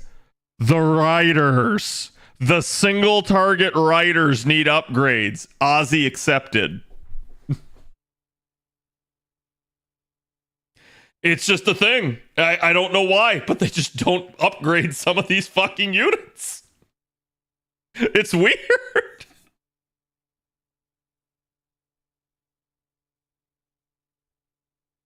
Cats is like sitting there Pepe hands the entire time. Good cat remembered to exclude Ozzy. Okay, sorry. Let me make one more exception. You can exclude Ozzy, and as someone in chat mentioned, you can also exclude Ushi. Because Ushi has way too many upgrades. And honestly, Ushi's fine. Like, Ushi's great for a 3-star. Cats needs at least 100% NP charge. Listen, it's funny because Ket's got an upgrade at the same time that Ozzy got an upgrade. And then Ozzy got another upgrade. And his was an NP interlude. So it's like, these are not the same. Like you were in relative parity, and then one of you got an NP interlude, and it's like, well, okay, now he's just dumb.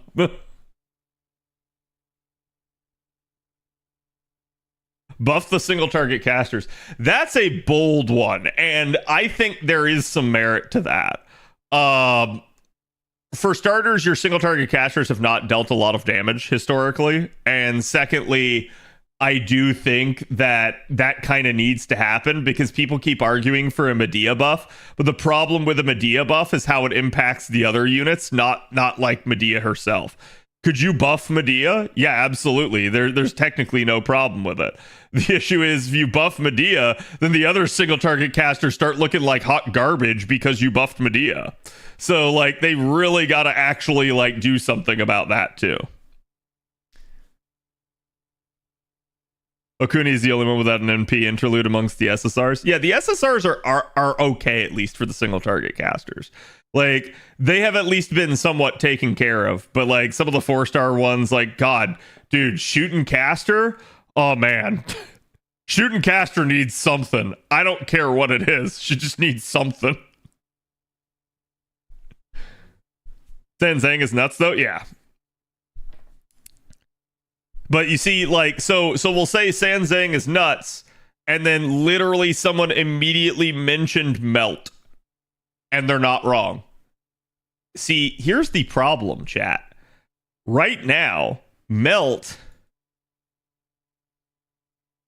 I don't know why this looks so bad. There you go. Melt and Tiamat are literally just absolutely, like, putting so much pressure on all of the like cavalry class people. Like, their damage is just stupid and their capability is even more stupid. So it's like when you have alter egos that are doing that, why do you need the actual like 7 base class variants? I don't know. This is a problem of the dev zone making. When you make these units way too strong, you have to make the base classes stronger than them. You don't just use Berserker? No, I don't. Which is more nuts, Melt or Kama? Honestly, Kama getting buffed here recently was a response to Melt. Like that is why she got that buff. Because a lot of people looked at that buff and said this was way too strong. And I agree that buff is extremely strong. However, if you guys remember when I talked about it on stream, I did say, but in context, it makes sense. Like people were saying it was too strong of a buff, and I didn't say that. In the sense that, like, it makes sense that Melt is applying that pressure, and therefore Kama needs to do it. The thing I said didn't make sense is why the fuck they did that to Kama first and not to like one of the other assassins. Because Kama just arguably still had like a fantastic kit that, like, yeah, okay, Melt out damages her, but like, who cares? You still have Kama and you can like charm lock people and do hilarious things. So it is what it is. But yeah, to me, that was the only thing, and even then, even with that, if you try to say like, oh, it doesn't make sense, it still was happening at a time that did make sense for it to be comma. So it doesn't matter. I think all the single target quip got buffed in response to Monte Cristo. That's an interesting and bold claim. Perhaps. I definitely know that so this is interesting. Jalter got preemptively buffed because of Monte Cristo. That's spicy. But that one I do believe is true. Because she was buffed, was it like less than a month before Monte Cristo came out? And I know the devs looked at that and said like, fuck, we've got to do something. We don't want the Jalter fans screaming. Okay, chat, let's talk upgrades here.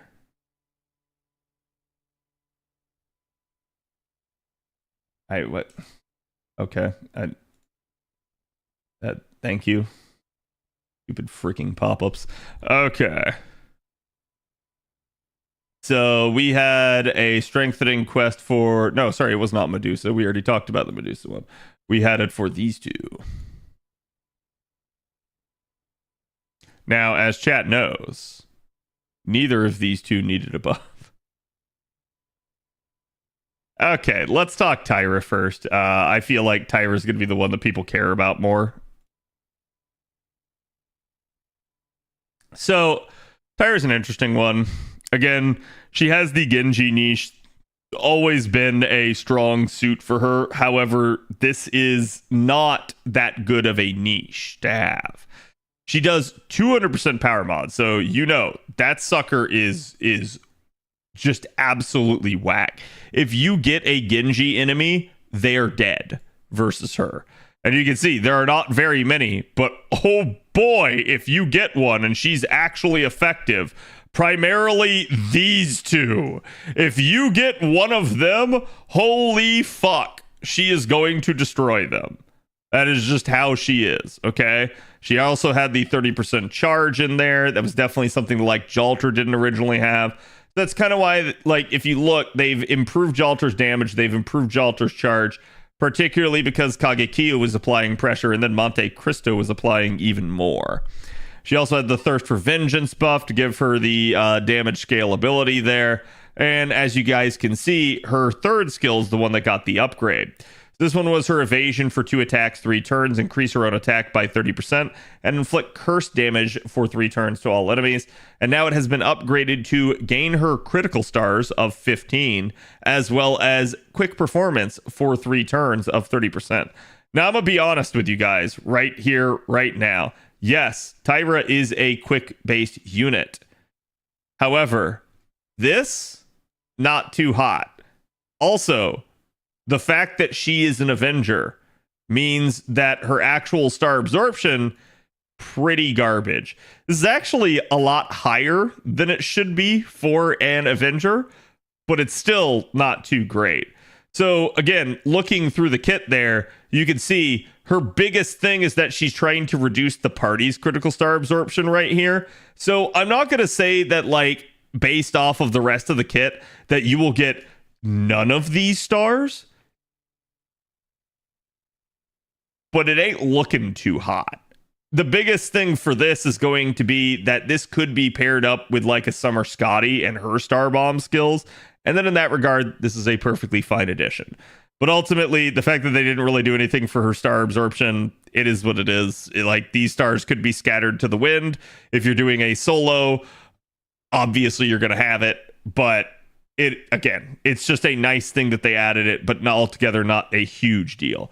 To me, the better one is the quick performance up. It's just more static damage. It is going to help a little bit the quick cards as well.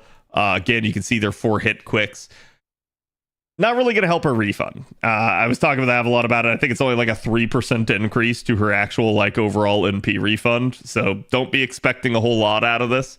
But again, this is just a solid buff for her. I think a lot of the criticism post Jalter's buff, and especially post Monte Cristo, was that, like, yeah, sure, like, you have Tyra, but when you have Monte Cristo that can just stun lock a unit constantly, what real reason do you need for survivability at that point? Good news is you can't use Monte Cristo in all of those situations to stunlock people, because people will have like immobilize, immunity, and stuff like that. So yeah, some units are just unstunnable, and that's where like her survivability will come in and will be like sort of a king for her. But I do think they kind of looked at this and they said like, yeah, hey, she's just not doing too hot right now, and they decided to give her more stars, more actual quick performance, so that she hits harder on average. That had been the criticism of her, is that basically with the thirst for vengeance and with the Genji trait, she didn't really have a whole lot of consistent damage. That is to say, her damage was pretty low, but if she could get these in play, then her damage could go a lot higher. It's just, you really didn't want the thirst for vengeance in play too much, and Genji is just not something that you can apply to someone else. So unless you're fighting very specific enemies, it just doesn't really come into play. So I think they looked at this and they said like, okay, let's just increase her damage across the board. This is the easiest way we can think of to do it, and they went with it. And I don't disagree. I think this is actually a good buff for her in that regard. Whether or not it changes much for her, I think that's a bigger concern, but it is what it is. So you guys can see here's Kagekyo's old numbers. Again, nothing really in this department changed. Her best 3 turn is with Knights of Marines. Obviously, remember, this is not something like a solo environment where you may be using her in more of a challenge scenario. This is just you trying to actually 3 turn against something as a single target. So this could be a challenge scenario if you could pull this off, but it may also not be if the damage numbers are just not there.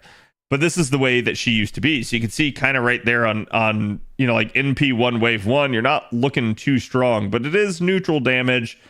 So altogether not too bad, especially considering we don't have the Oberon buffs. Actually getting the Oberon buffs in there, damage gets pretty good. But you can see the Genji power mod there just absolutely skyrocketing the crap out of what you're getting there. Literally by wave 3, it's 2 times. But in the earlier waves, if it would apply, it's even more than 2 times. This just has to do with the interaction of the buffs. So it is interesting in that regard. In P2, damage starts getting a whole lot better. And you can see her one-shot damage with Black Grail, honestly, pretty respectable. Nothing too terribly bad or anything like that. I think 615k neutral damage is just still a pretty solid number. But now, you can see, we're going to basically get even better. So we shore up a little bit there on wave 1. We end up with even more on wave 3. The spike here for Genji getting even higher and a lot better in that regard. You can see NP2 is now capable of hitting 1 million HP raw if it's Genji trait. So it is what it is in that regard, but you can see the one-shot damage does improve as well. Back from the prior slide there, you had 615, and now in this one you have 695. So you're knocking on the door of 700k. It's basically a like 80k damage improvement for having that extra 30% quick up. Again, it's also going to help quick card performance, so you'll have better star generation based off of that. So there is something to be said about this buff and it being actually a solid one. Again, it's not going to change the looping scenario at all, but I do think it's a solid improvement to her kit. Because of her buff stripping. Yeah, I think if you start to look at this and you start to say like, okay, well, does she need to be even stronger? If you ask me, Monte Cristo's already a little bit too strong. I think making her stronger than Monte Cristo it's a choice you could make. However, she has the survivability that Monte Cristo doesn't. So if for some reason a fight ends up longer than 3 turns, or it ends up starting to fall apart on you for some reason, she's going to have that staying power that he really doesn't. And that is definitely something that's to her benefit. She, to me, has always been much more of a challenge unit and much more of a survivalist, especially compared to the likes of Jalter, who practically kills herself with her own skills. So I think this has always been Kagekyo's real niche, and I think they're just trying to like lean into that, and I think it's a-okay in that regard. That's, like I said, the 15 stars in a traditional comp may not matter, or they might if you're running her alongside Summer Scotty at least, but it could also be the case of it may not be designed specifically for that, it may be designed more in that solo environment where you'll get to keep all the stars on her cards anyways. So because they have the same number of steroids and the same attack, yeah. If they give us a Genji version of Roma's command code, Tyra becomes a monster. I don't think they'll do that because of exactly that, right? Like, I think this niche is very narrow, but this niche is insanely strong. This is one of the highest power modifiers in the entire game. It may be the highest in the entire game at 200. Okay. So most other power modifiers are 50% or less. Some are 100%. This one is 200. They purposely did this. But because they purposely did this, and because it's for such a small niche, don't expect them to give it to you for everyone. It just won't be a thing because of exactly that. It's just too freaking strong. It'll start to really break things if you can use that all the time. All right, next up on the chopping block, we have Antonio Salieri, aka Salad Larry, as you guys like to call him. Again, Salad Larry here has always had, as far as I'm concerned, a pretty lackluster kit. He's a 3-star. He's really hard to get your hands on in that regard. So I kind of understand that when you're working with a 3-stars kit, they don't want it to be the most OP thing ever. But y'all know one of my biggest pet peeves in this game is times by turns. And that's, again, 3 attacks for 5 turns. You get increased critical damage, and it doesn't stop there. So you get increased on arts performance, 3 attacks, 5 turns. Here's my problem with this skill, chat. It's 30%. It's 3 attacks, 5 turns. What the actual crap? If you manage on one of your waves to not kill, and you had a Salieri card lined up, and it happens to be arts, congratulations. Your final NP of that 3-turn loop isn't going to be arts buffed. At least not by his own skill. I don't really care for this too much.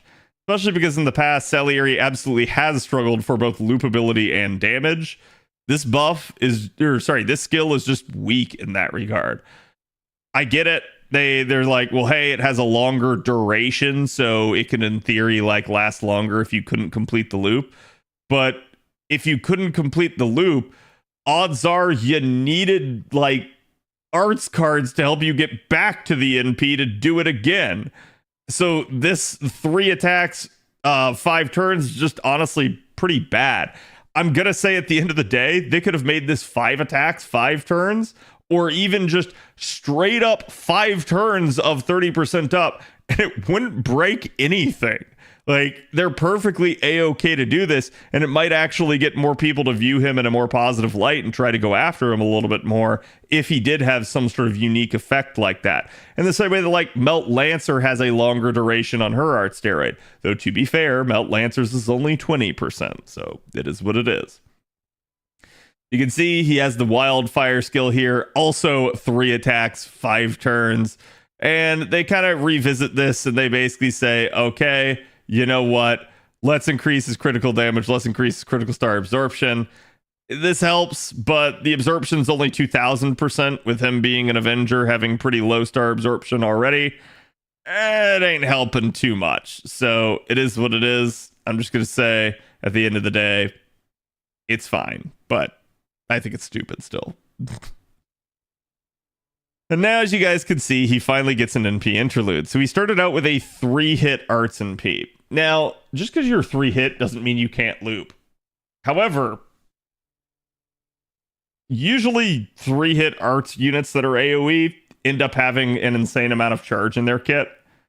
He doesn't have any of that. So this has always been one of his problems, is his actual loopability. I'm not going to say you can't loop him, but it was one of those issues of like, you really had to like sell out in order to loop him. And it became quite an issue. So to me, Salieri could have been like a 3-star Avenger looper. But at this point, you're probably off just better using other units like Ranmaru and stuff like that are welfares that are given to you that are kind of designed a little bit more generously. And in that regard, I don't really feel like he has much of a place at that point. It's interesting to see people do stuff with him, especially because he does have that 100% crit damage on his 3rd skill. But I don't really find him to be altogether that amazing, especially compared to some of the other options out there. You can see he did have the reduction to arts resistance for 3 turns as well, 10% up there. And then now we get his NP interlude, and they increase the amount of damage that it deals to all enemies. He now gains 10 critical stars on the back end. This is not too great. Again, he does have the star absorption skill there, but I mean, it is what it is. Like, he's an Avenger. With it not being a 5,000% modifier, there's no guarantee he'll necessarily like get it all, but he probably will get most of it. It's just, yeah, it's not going to be the best. So again, it's nice that they add this, but you guys can see like he didn't have it before. He had a chance to reduce the party's critical star generation rate. So that's kind of what they did. They switched this demerit into a positive. And even though it might not be the most like amazing thing, it's at least not a demerit, so it kind of works for you. But now they also added the extra effect to his overcharge here that's going to give him super effective damage against star attribute. And that is actually rare. So the fact that he has this makes him one of the only units in the game that can actually effectively damage star attribute enemies. And that is definitely something to pay attention to. There may be the occasional scenario now with him having this super effective modifier that would actually allow him to kind of be a decent option. I'm not going to say he's going to be like super damaging even with those numbers, but it's something to think about. The ladder has 30% power mod only, yeah. So it's like, I think this is interesting. It is on a 3-star that doesn't deal a crap ton of damage, but let's go ahead and let's take a look at Salieri's numbers. You guys can see this is basically the top right here is his old. Again, double Castoria and Oberon really not doing too hot here. Like, considering this is Black Grail and Oberon, this damage is... it's okay. It's not too great, but this is also NP5, and you're not guaranteed to get NP5 Salieri, so I don't really know what to say at that point, other than, like, this is kind of his best case scenario, at least in the old way.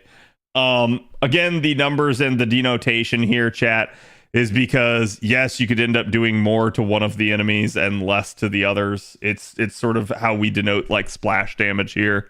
But this is basically because of his, again, his arts resist down.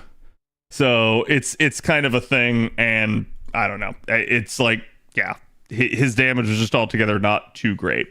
Now, with his NP interlude, you can see get about a 30k, well, about more like a 25k jump right there on wave 1. And then again, you get about another like 30k jump there. So it's starting to scale a little bit better there. And then pretty much by wave 3, you're already up to 412, almost 413k there against your main target. And you do have the star attribute coming in here as the, again, super effective modifier. So against star attribute enemies, that to me is going to be where you're actually going to want to use them. That's going to be where the 3-star punches well above his weight. And that is certainly a serviceable number at that point. Because again, remember, these are neutral. So if that star attribute enemy is something that he actually is effective against, like a ruler or a berserker, holy crap, he's going to be doing some solid numbers. If it's against an actual neutral enemy, this could still be enough, but it definitely depends on what he's facing. Fishtar and Ranmu aren't far off either. Yeah, so let's take a look, because at least for comparison's sakes, did you just link me, Jalter? Okay, I see what you did. Here's Jalter's numbers. So again, like Salieri here, his best scenario after the buff is going to be star attribute, right? Jalter is a single target. So it is what it is. But at least for star attribute comparison, it's an interesting thing to denote. Really, we don't have to look at man then, because we know that these two will not overlap. So against Star Attribute, Salieri, if you have him in P5, could actually outdamage a Jalter against a single enemy. That is significant. But literally the second you get in P2 Jalter, he's dead, Jim. So at that point, not too much you can do. And that's, again, like a 3-turn setup with cranking, which is sort of her best scenario.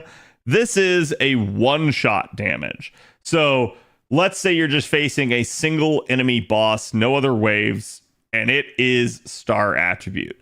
Jalter just wins. There's nothing that Salieri can really do about that. He is already in his best case scenario.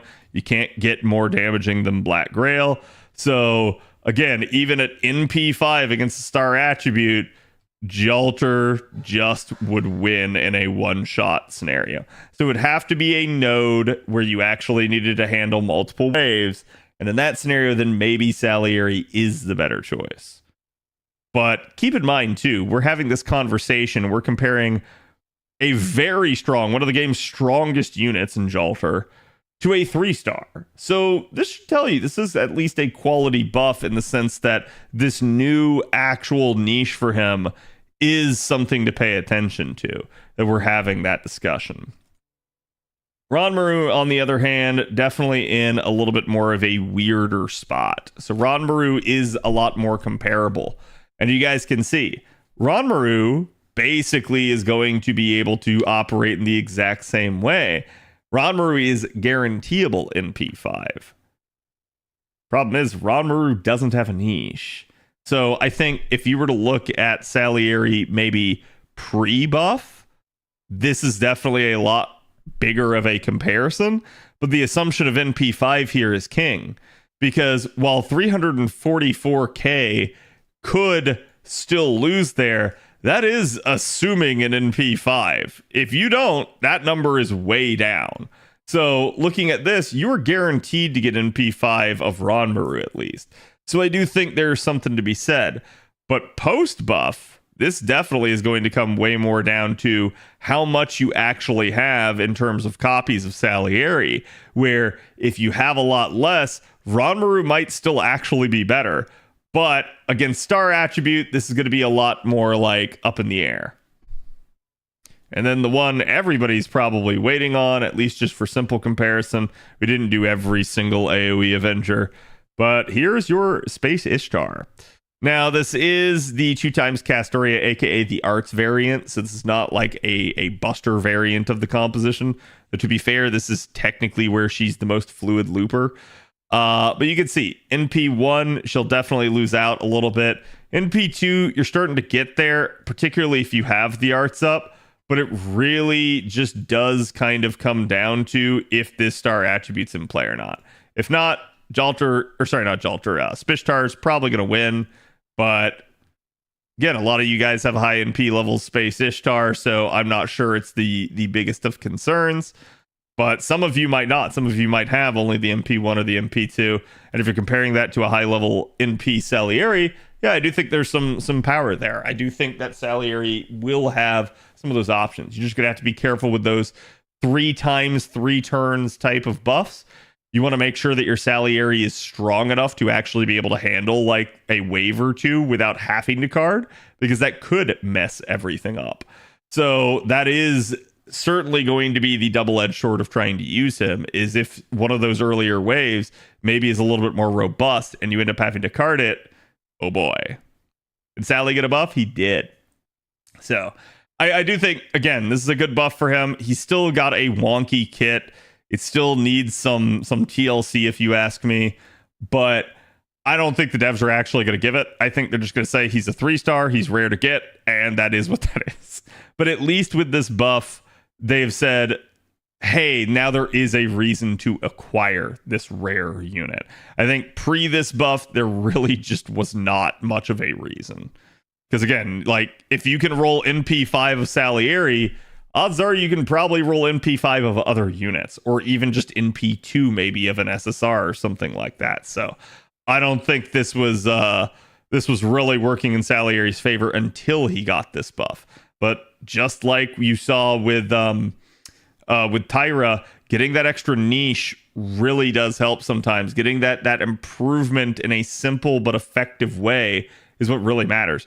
You don't need a grocery list of effects to make a unit strong. You just need them to actually be able to deal good damage and loop well in certain circumstances. And I do think Salieri is better for that. But CAD, Avenger class banner 1 multi equal NP5 Salieri. Yeah, it's really funny because I think I actually do have NP5 Salieri on JP for that exact reason. Let me go check.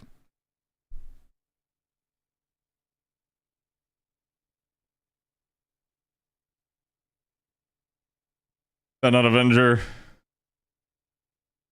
Oh, maybe it was in A that this happened to me too.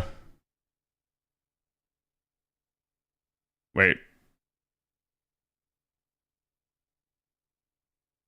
Okay, that's why. Well, I did tap the right one before. This was the Avenger one.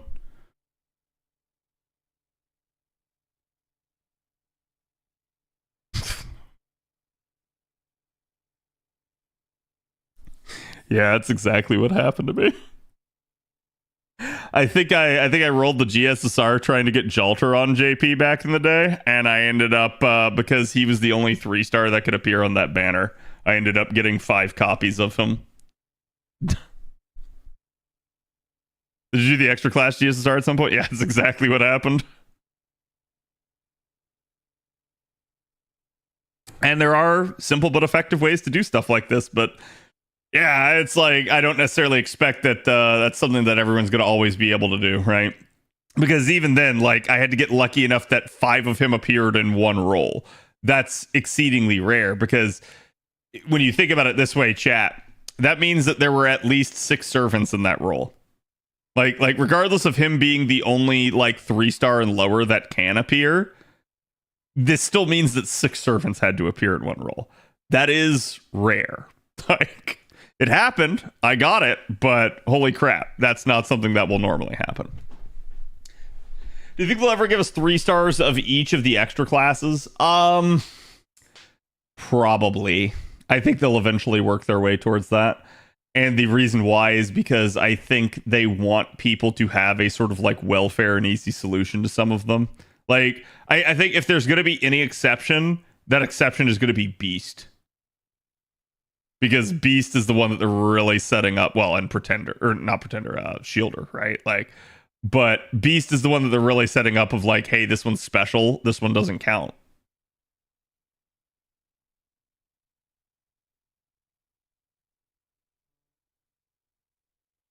Three-star Beast, Saber Lion. Never mind, you've convinced me. Why not? Let's do it. Gilded Monarch, thank you for the follow. And Peaceful, I don't know why I didn't see it, but thank you for the 50 bits.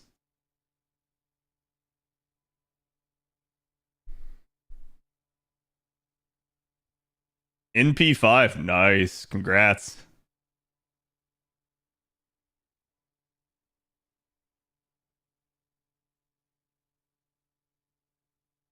One-star Beast, Angry Mango. You don't need to do that. He's already a 0-star.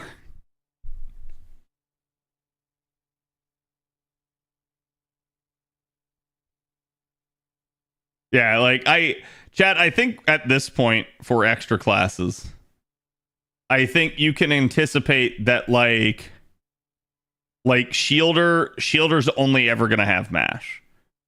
Unless something changes. Like maybe we get to like part 3 and like we complete the ordeal call and now like the Shielder class opens up to us, right?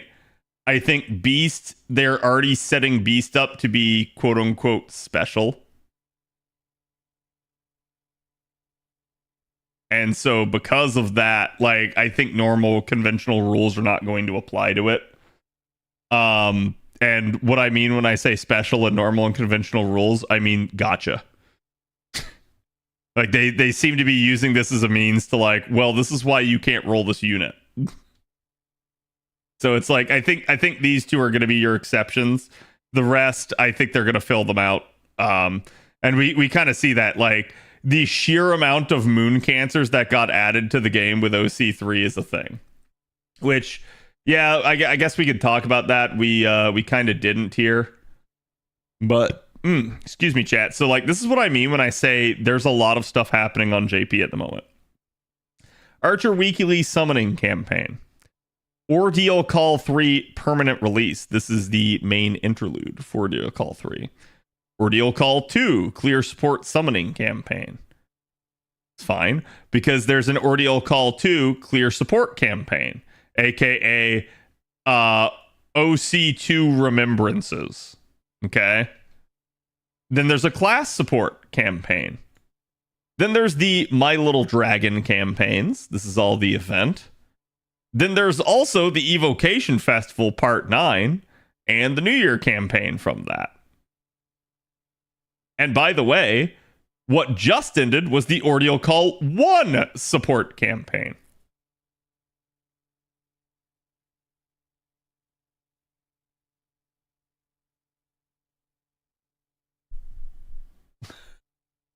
There's just too much. Like, most of it's really, really small. Most of it is like, hey, like, you just got to do like one or two things. But like I said, my issue isn't like all of this stuff so much as it's all of this stuff during this. It does not need to happen at the same time as the actual event. Especially when we know they're probably going to have a dead period for like the rest of this week. So like, I don't get it, because it's like, no, please just let me please spend my AP here. Stop making me do all these like 5 AP, 10 AP, like other crap, right? Don't forget all the class banners give a stack of interludes. Yeah, I mean that's kind of why I pointed this out. If it was just a banner, I wouldn't give a shit. But like, yeah, no, it's a thing.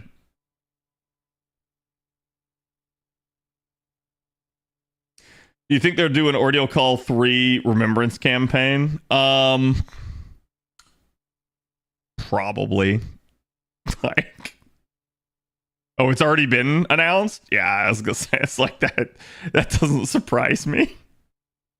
Just from the stance of like, it's clear that this is basically their road to LB7 that they're doing this year. Like this is just, oh, here's a clear support campaign. We're just rebranding it. Because that's, chat. All Road to 7 was literally just this. It's just clear support. Please play the game. Please finish the story. That's all it was. It was that plus, hey, we needed something to stall with. And that's all it is here too.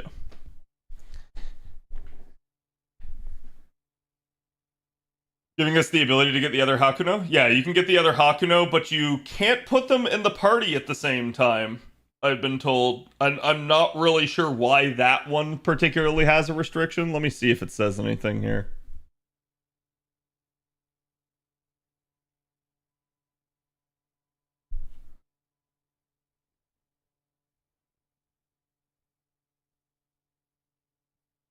Can't put your own two versions in the same party.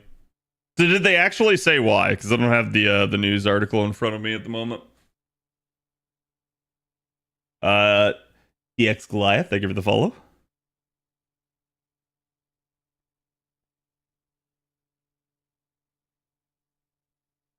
But you can have both Mecha Liz and all three Valks. Yeah, that would make them the only exception to that. They only said you can't, not why. Okay, that's fine. Yeah, like chat, I'm not sure why. Yes, I can think of quote unquote a lore reason, but that same reason does not apply to any of the others. So I don't know why, right? Like, I don't know why they chose to be like arbitrarily enforcing this one.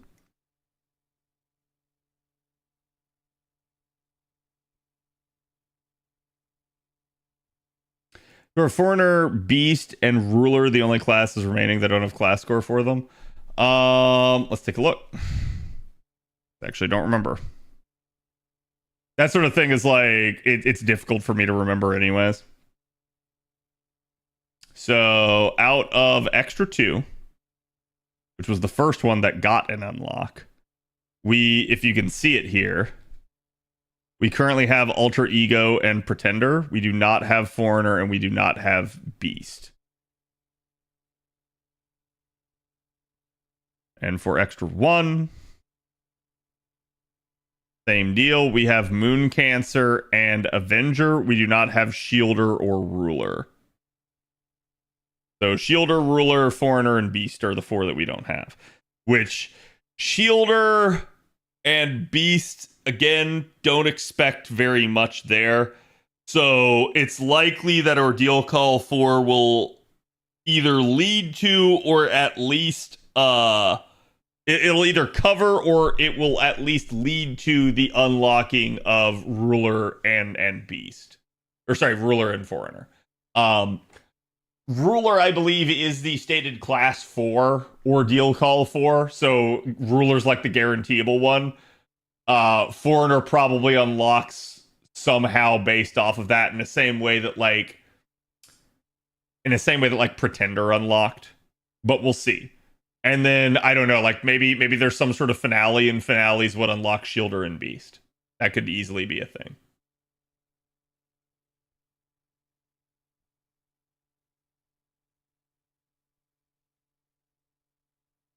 What about a Marie quest for Shielder? Like I said, it could be a thing. I don't know.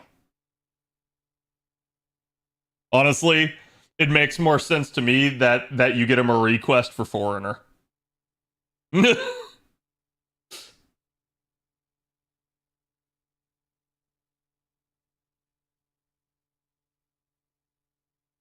Yeah, I think Ruler is the guaranteeable next one. Like Ordeal Call 4 is Ruler.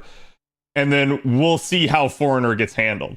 Honestly, I wouldn't mind if Foreigner got its own Ordeal Call. Foreigner lore in FGO is some of the like coolest, most like crazy lore that you can do.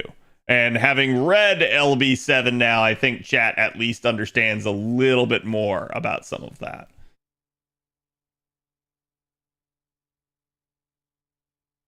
They did specify Avenger, Alter Ego, and Ruler, yeah. And now it's clear that like they hid the Moon Cancer one from us, but that one's obviously a thing. What if Foreigner is tied to Lost Belt Solomon chapter? No idea, right? Like they could obviously do something like that, but they haven't.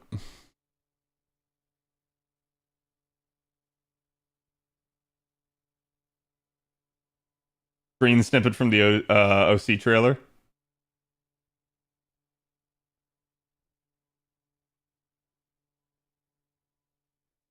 So what? You're talking about this? Good lord, this is difficult to make out. Like I see what you're saying it is. Because like that is the Foreigner like class icon on their card. So, like you're saying it's like this part of the lapel right here. Like so you've got this. And then that's basically that. Yeah, it's like doesn't seem crazy to me. At all. For a split second they showed it. Yeah. I mean, to be fair, like Nasu did talk about that in interviews, and he basically he tried to downplay some of the classes, but like again, like one of the ones he tried to downplay was Moon Cancer. So he's like, oh yeah, Moon Cancer is just BB, so like that's not gonna be a thing. And you're like, now in retrospect, we're like, yeah, okay, Nasu. Yeah, okay. So we'll see. But like I said, I think Shielder and Beast, they're gonna keep locked for a little bit, and like maybe that comes out with like the end. And then like once that's clear, because like so, oh man, I can't really talk about that, but I have a big reason to believe that is the case.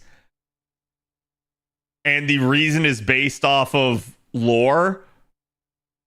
But we can't have this discussion until we actually set aside a day to talk about it. So.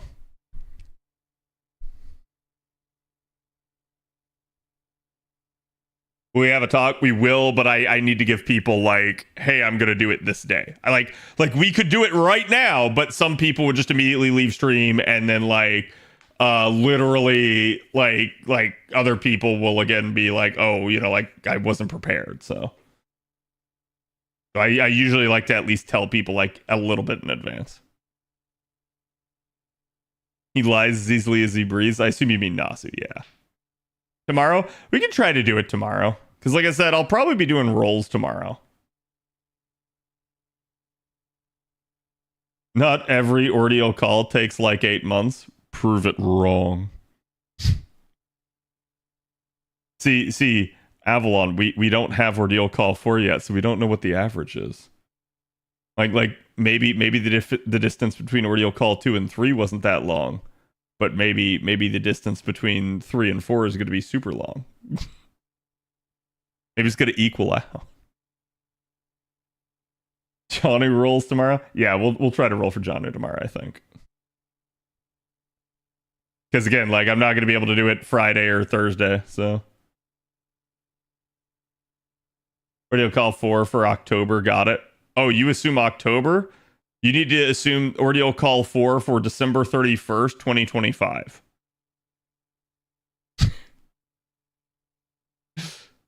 That's what I would say. Just assume it then. Ordeal 4. Oh, didn't they announced it already? Did they? Wait, no, I didn't think they announced ordeal call 4. I thought they announced what was it, like the 3 main interlude here was going to be this. Yeah, maybe I'm getting it twisted around in my head. It's spring? Okay. So like June 31st. June 31st, chat. The end of spring.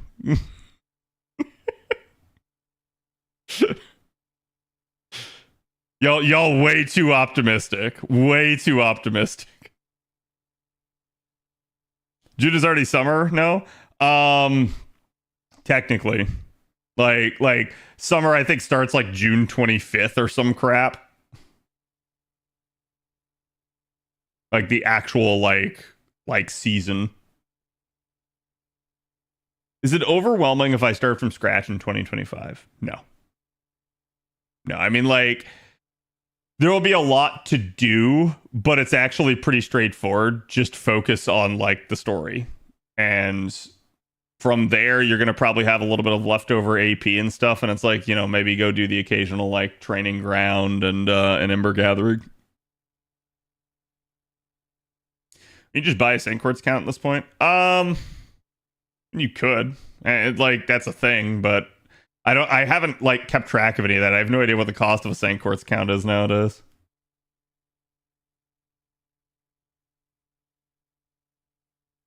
And in general, I don't necessarily advise it, because if you ever lose your account, and your account was the Saint Quartz account, basically support will just tell you that's not your account. And you won't get it back. And how do I know this? Because I've seen it happen to people.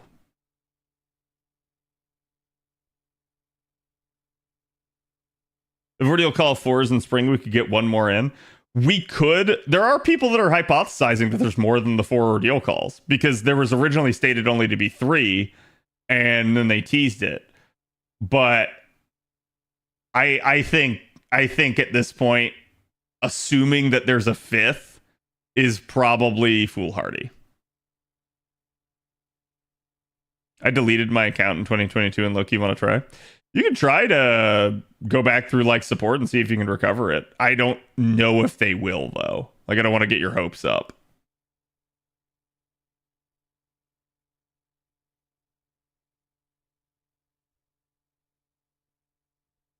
Would you like it to be 5 ordeal calls instead of 4? I don't care. Like I think it's perfectly fine either way. As long as they... So, chat. For all I care, they could do 12 ordeal calls. As long as it ends in 2025. As they have said. This is what I'm holding them to. And this is not like me being doomer, chat. This is me saying part 2 needs to end. It needs to. It needs it. Like, part 2 has dragged on for way too long. Again, part 1 of the game was 1.5 years. Part 1.5 was 1 year. Part 2, all the remaining years.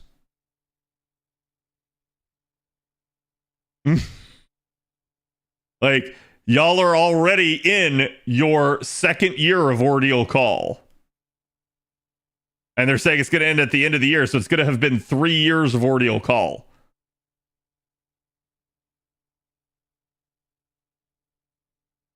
Oh, yeah. No, I fully anticipate that when they say that it's ending in 2025, they mean this. That's 100% what they mean. Like, because yeah, they always try to do stuff for the end of the year. And this is why actually, like, between LB7 and the OC prologue, I actually think this was supposed to come out on January 1st. And why do I think this? One, we know LB7 got delayed. And two, at the end of the trailer, they say coming in 2025, at least for NA, right? Like for JP, it said coming in 2023. So that to me indicates that like that was supposed to drop like literally like January 1st. And then everyone is like, ooh, upcoming in the current year, rather than like we're already a month into it. And then it's like, well, of course it's coming in 2025. Like, when else would it come? Like, so I think that's why like I think it was supposed to come out on January 1st, and like their schedule just didn't allow for it. Because almost everything, if you look back, they always do like changeovers of chapters January 1st.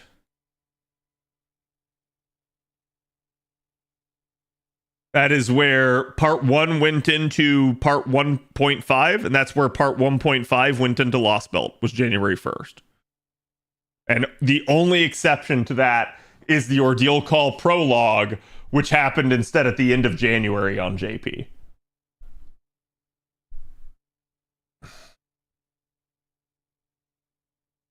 Do you think they'll skip Golden Week collab and drop story there instead? No. No, I don't think he'll skip Golden Week collab at all. For lucrative reasons. Okay, chat. I'm gonna do it, and I'm gonna regret it. And you're all coming with me. You're all coming with me.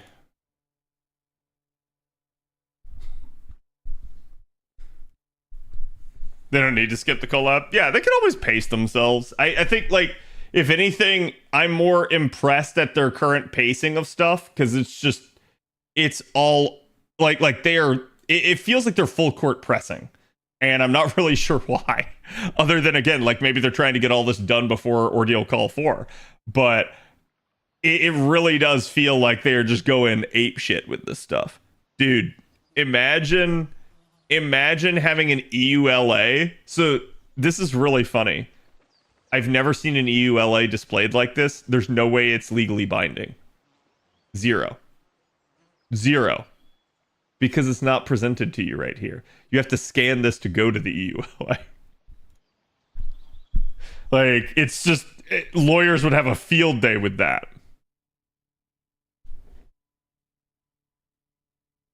Game Kingdom Come Deliverance 2? Not found? Oh, yeah. It's because you didn't spell Deliverance right. Marketing telemetry? Denied. Okay, chat. I think I played the first one on stream a little bit with you guys. Road magnetism. Yes. I need to be magnetized to the road. Speaker name. Probably better if I don't say this, because if they ever try to hide who someone is, it's better not to notice. That's a background. No, that looks stupid. All right, chat. Obviously, I haven't, like, done anything. So, like, there's no guarantee that this won't be, like terribly optimized or something. Although I've heard good things. I've heard this is an incredibly optimized game, so we'll see. Also has volume chat.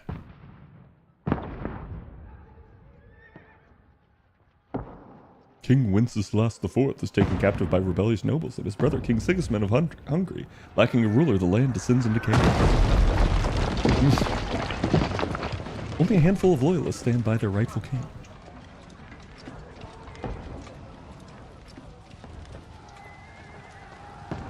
This is set in like 15th century Bohemia. AKA like East Germany, Czechoslovakia type area.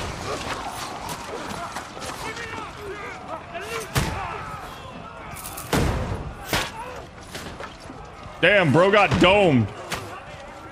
We need more arrows! I need help here, damn it! You grab whatever you can and get up top! What are you doing here? Go and take cover in the keep. I can't hold out against this onslaught much longer. Go and take cover with the others. Look out! Nice. Is this our hero? This is our hero, chat. At least I think.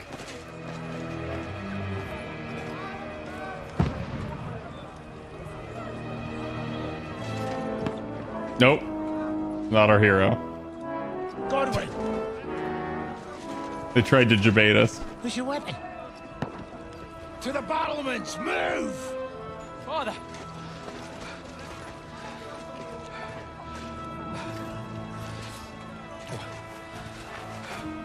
Will you come to anoint us before we die? We'll get anointed after the battles are hands. With booze. Get ready! Oh. They busted out the French weaponry.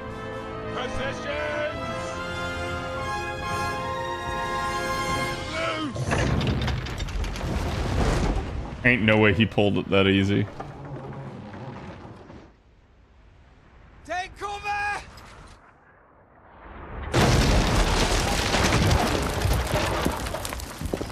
Oh, bro. Oh, what a luck shot.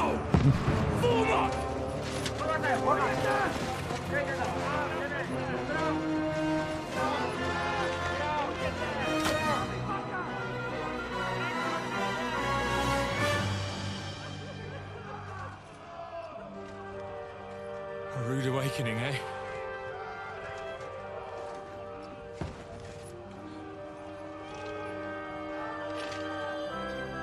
Make it count.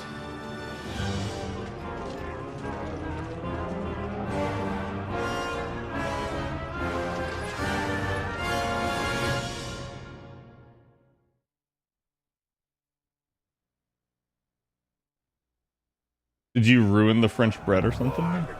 Oh, wait, I get to play as this person? Okay. I was gonna say, I don't know why they didn't just... Over here! Send quick! We have to... Okay.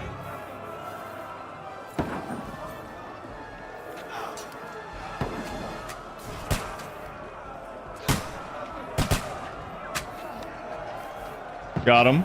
Wait, how do I load it? Okay, there we go.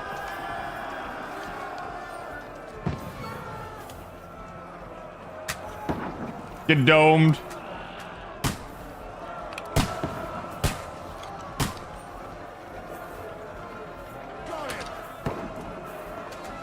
My God, let me aim.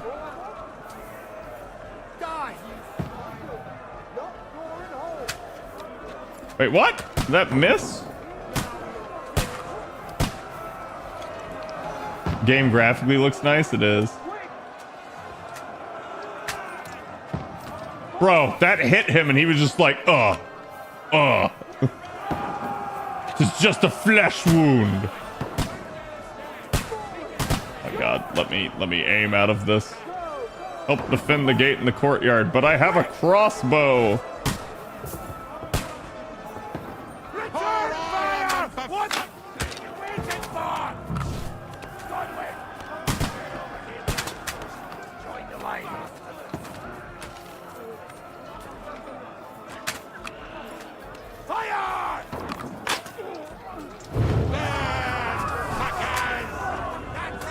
Damn. Let's hope this slows down. Get ready for another attack! Die! This one's from what? Draw your sword and follow me! But I...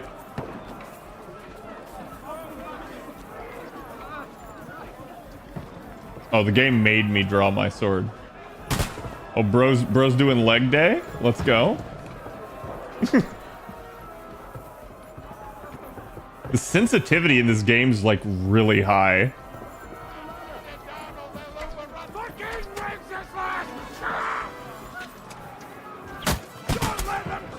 Oh wait, you're one of mine. I'm sorry.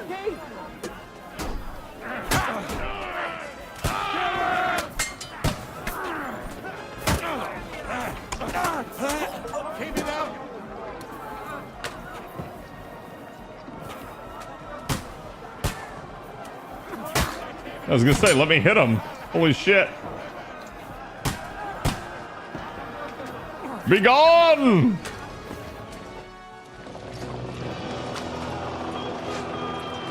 No gun? I guess not yet.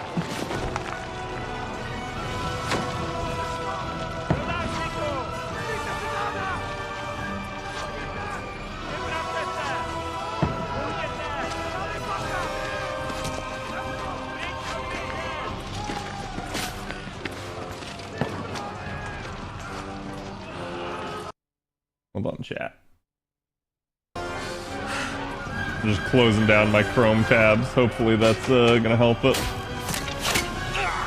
Oh. Fuck. I've been hit.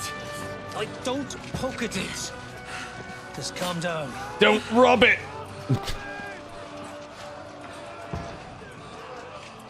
Oh, Dentes Fortuna, fucking you, Vat. Oh, Latin. Jesus. Fortune favors the bold. You were only supposed to deliver a message to Trotsky. And the most adventure I was expecting was a fuck or two. That was close. Everyone to the tower!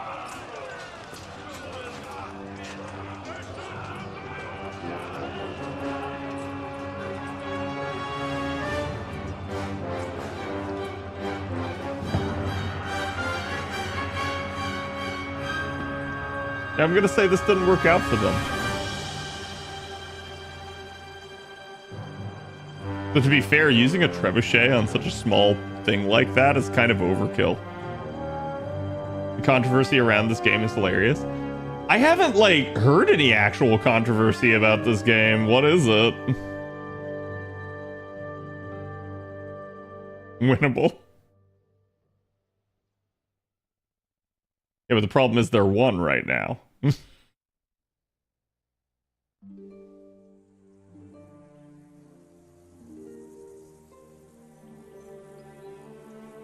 Several weeks earlier.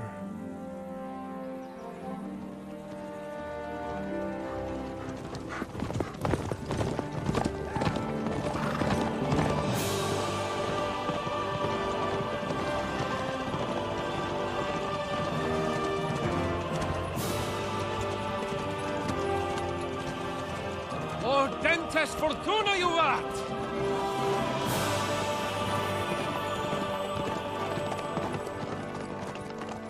What's that you keep yelling, Sir Hans? Good gracious, Henry, you don't mean to tell me you don't know Latin? My apologies, Your Grace. So Henry is our Fortunately, I was protagonist. too busy shoveling shit and picking turnips to find time for studying Latin. We shall have to rectify that. I can't have an ignoramus for a personal bodyguard. Anyway, this Audens, whatever. What does that actually mean? Ordentes Fortuna Juvat. Ah. Fortune favors the brave. I don't doubt it. All we have to do is deliver a letter to Lord Otto von Bergov and ride back again. Doesn't take much bravery. Christ, Henry, don't be such a stick in the mud. Aren't you glad to be finally out of that hellhole where we can finally enjoy some adventure? See a bit of the world. Meet new women. And simply have some fun. Sure. Yeah, but you women. promised Sir Hanush that you'd be as good as gold, and I'm personally responsible for your safety. Besides, Trotsky's in the middle of nowhere. I see, So I Sparky. wouldn't expect much excitement there. God help me, my bodyguard's a monk who can't speak Latin. Sir, Trotsky.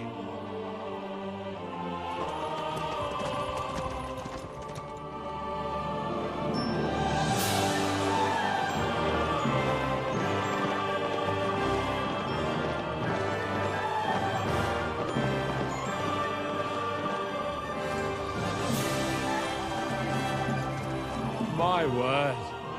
That is fucking impressive. It makes Perkstein look like an outhouse. Yeah. Berghoff must be made of money.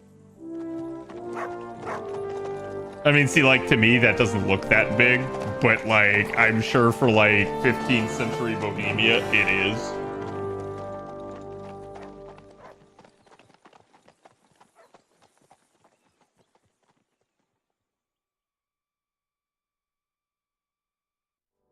Syphilis sounds like an adventure. That's right. Well, Henry, Oh.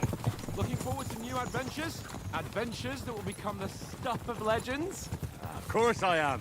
We'll show them what fine fellas have turned up on their doorstep. You bet we will. We'll hand over our important message and then hop, skip to the nearest tavern. We'll drink to our success and chase some local wenches, eh? But why didn't Uncle Hanush take care of it himself? Unless, maybe he's just testing me. Aye, it does look like that. He'll hand over all the Ratai estates to you one day.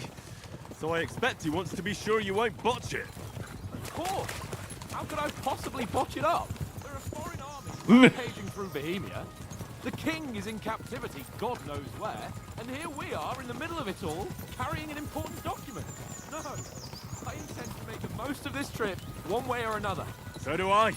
How is that? Fortuna... Audentes fortuna juvat! See now, there's the Henry I know and love. Well, enough of the chat. Trotsky's almost within reach. Sir Hans, how's it looking there in the back? All good, Oates. Just keep your eyes on the road ahead. Exactly. If anything in front of us even looks like it's moving, we want to know. Keep your hair on, Nick. Old Oak's got eyes like a hawk. I don't miss nothing. Oh, I don't even have to press the W key. Okay. I was like sitting here, I was like, hold on.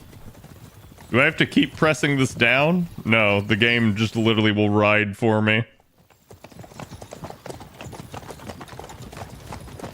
Is that a dog? Yep. Sir. It's a dogger.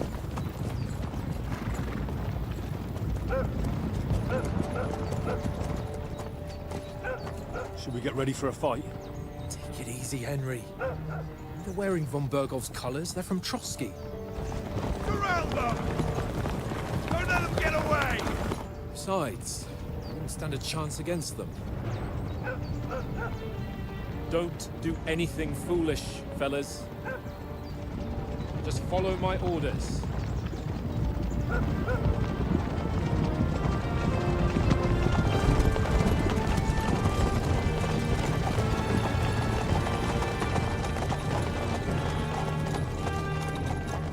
Halt! What are you after here? This is Nothing. usually how you greet visitors, my good man. This is how we greet armed strangers when bandits are pillaging everywhere. Can you not distinguish between a noble and a bandit, sir? It's not always that straightforward these days. Who are you people? Sir Hans Capon of Perkstein. I bear a letter for Sir Otto von Berghoff from my master, Sir Hanush of Lipa.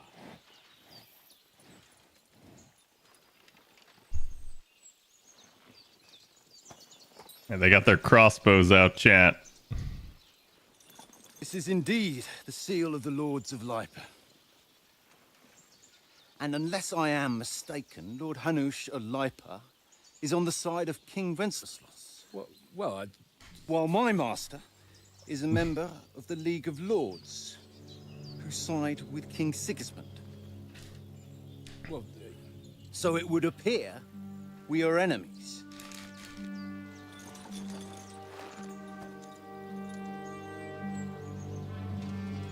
Uh-oh.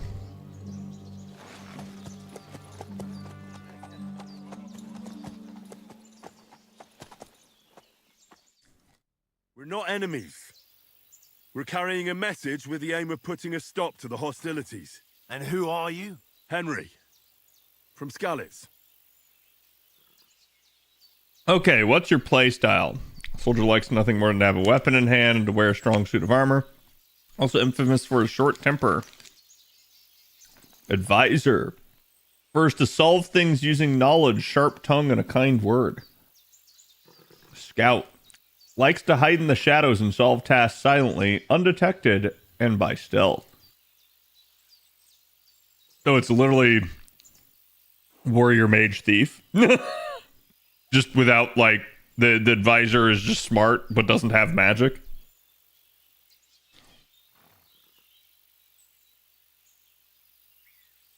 Choice of what traits is up to you. Okay. Hack and slash? Is that what chat wants? It's still cool to use actual horses for the mocap. Yeah, I think so too. I'm a soldier and Lord Capon's bodyguard. My job is to defend him with my life. From Skalitz, you say? The one that King Sigismund's Cuman forces plundered? And slaughtered everyone. Even so, I'm not going to Trotsky as an enemy, but as a peace envoy. Even so, you're still strangers here, and armed strangers to boot. And as it happens, we're on the trail of just such a band. So why should I trust you? You can solve a lot of situations by convincing the other side. In dialogues, you'll have a choice of some of the options below that define how you will react. But beware, persuasion requires the other party to believe you. Speech, you try to handle the situation peacefully without conflict. Charisma, aka Riz. You make use of your noble appearance and good reputation. So I think the game actually does like take into effect like how clean you are and how well you're dressed. Might, you try to come across as a hero and protector of the weak. Coercion, you say anything to get your way, even using lies and manipulation. Domination, you make it clear to the other person that you're superior to them. And dread, when reasoning doesn't work, threats might. Influenced by your other stats and skills, and you can find detailed descriptions in the inventory under the player tab. Many situations can be solved by reasoning with the other party. Within dialogues, you'll have several options to how to react, but be warned, the other party won't always believe you. Okay, so I guess we can bribe people. And your reputation as well. Persuasion is not about picking the highest number, it's about who you're talking to. What you look like, what your reputation is. For example, threatening a bunch of thugs with violence alone is usually pointless, just like claiming to be a nobleman with straw sticking out of your boots. Okay.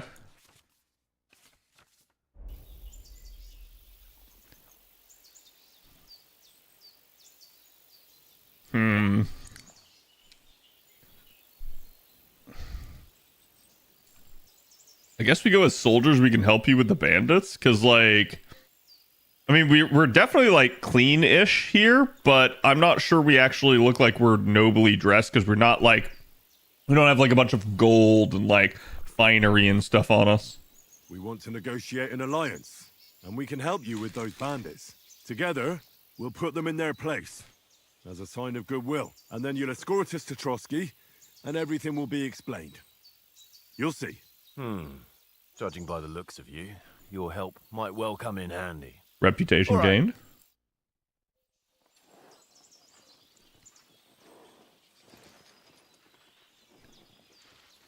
Dude, you can tell, like, the DLSS is, like, struggling. Sorry about the cold reception. You must be cautious. These bandits create mayhem, then vanish like ghosts. We'll be on our way. Oh, so you won't accompany us to the castle to see your lord? Sorry, sir, we can't. Listen, you won't make it to the castle before nightfall, and Sir Otto's orders are to not admit anyone after dark, especially while we're away. You'd best camp until daybreak. I'll take your point. I mean, back home, the last time someone led a nobleman in trouble into their castle, we had to bombard it to get him out. Is there an inn in these parts, at least? There is one, but it's a bit of a way out, and I'm not sure your lordship would like it very much. God! What kind of a backwater have they sent us to? I just suppose we'll just have to manage somehow. Good luck in hunting down those bandits. Thomas, Captain at Trotsky. Thank you. And sorry again. Oh, he's a lot more amenable now. Farewell.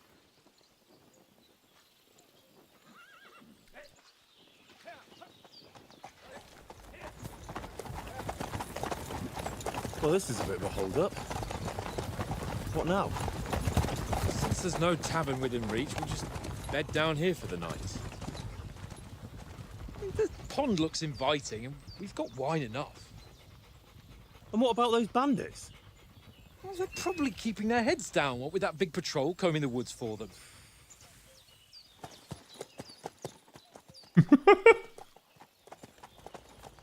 So we're just gonna do nothing? We're not gonna go after the bandits, even though we said we were going to?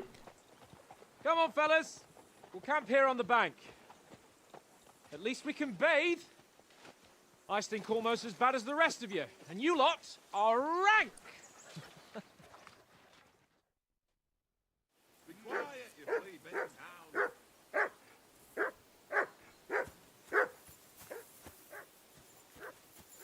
Horse. Horse. Horse. Horse. Boy, they're sure trusting that they're not going to run away. Oh, sleep and save. That's what that was. Wait, can I only save when I sleep? Henry, call that dog to heel.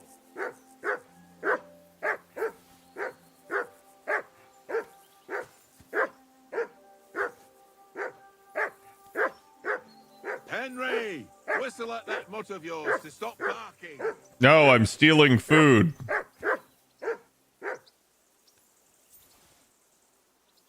And gloves. Henry, call that dog to heel. And Nicholas of Rattay. And an apple. And a bread roll. Henry, call that dog to heel. And cheap wine. Hey, why are you barking? Henry, whistle at that mutt of yours to stop barking. How do I whistle at him?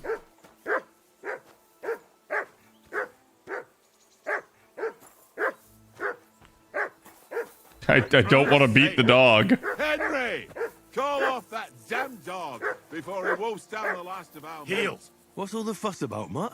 Are you that hungry? There we go. All right, I'll see what I can get for you. Well, hoorah! Peace at last. That barking was a pain in the ass. Have you got some food for my dog? Would you have some scraps for Mutt? That's a good one. He already gobbled up a piece of venison while I was having a piss. I've got one last sausage and I'll be saving that for the way back. Look, Henry, I'm fond of that beast, but you ought to keep him under control.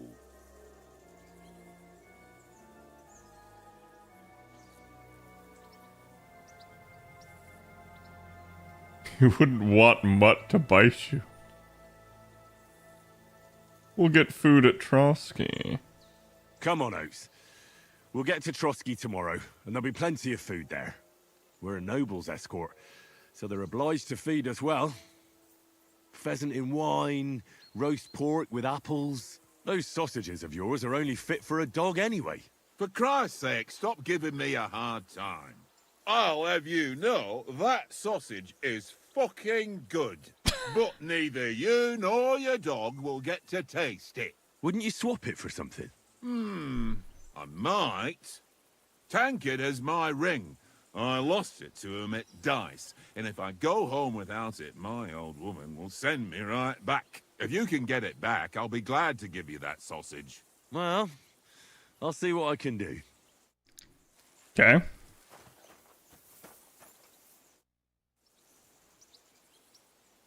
How do you like it here? it here? I'll tell you, it's nothing like home. And have you ever been further than Rattay? No, I never was, but I always wanted to. That's why Oates put in a word for me so I could ride along. Besides, for an adventurous expedition like this, you've got to have the right gear and good horses. And I'm in charge of them. And that's why you're letting them... And you take good care of our horses. I can't say they're exactly whinnying with joy. Don't make fun of me, eh? Whenever they need anything, I take care of it for you. The only thing that bothers me is them cliffs and rocky paths. I hope none of the horses breaks a leg. Okay. Come on, Conrad. What? Let's throw a few dice. Henry, better not keep Sir Hans waiting. It'll be dark soon. How about playing dice for the ring? I see you've got dice set up. Want a game? Sure. How's about spicing it up with a little wager? I heard you won a ring off Oates. What about that? Fortune favours the brave, lad. But if you lose, you'll pay for everything I order in the tavern in Trotsky. All right? Damn. Oh shit, chat. Okay. If you're interested in gambling, you can find a game of dice in any respectable tavern. Using dice, if you have any dice in your inventory, you can choose to use them before starting the game. Most dice have special properties that you can read about in their descriptions. Allow you to use special techniques to improve your luck. So we can rig the dice.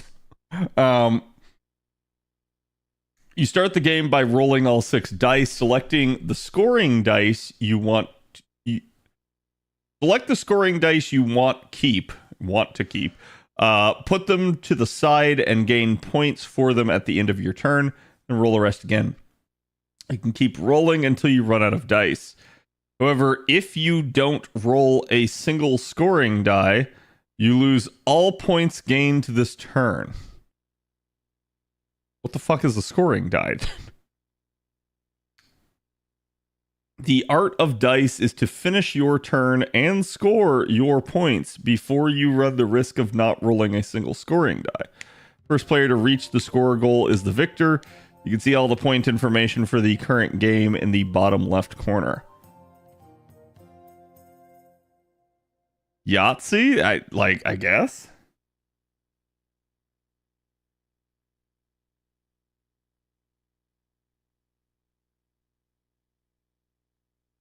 Okay.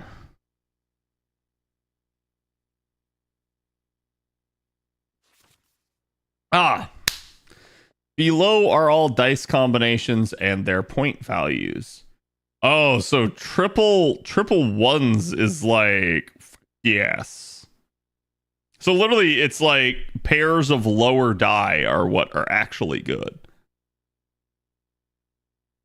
So any 1 and any 5 is a thing. You can get like a 5 of a kind, or like, I guess that's more like a straight.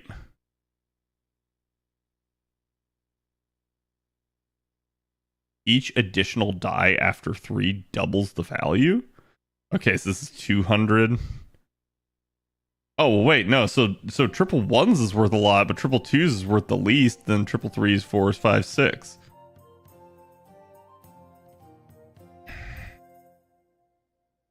Okay. Devil's Head acts like a joker, adding 1 value to any combination of die. So I guess it acts as like a 4th or a 5th if you want it to.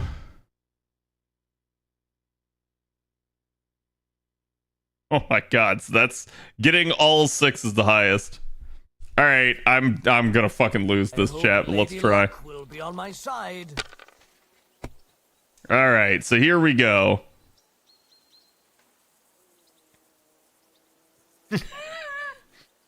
What?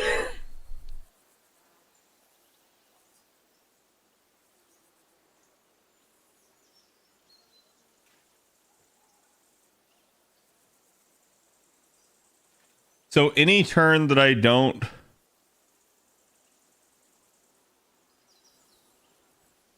Getting 6 ones is the best you can do, yeah. I guess score and continue?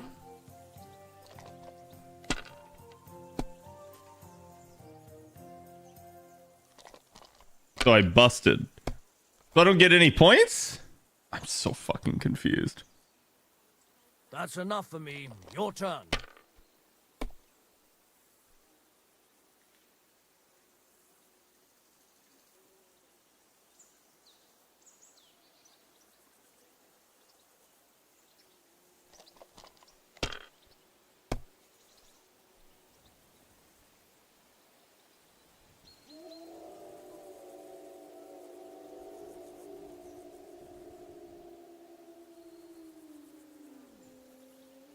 I guess it's score and pass. All right, we got a good hand there.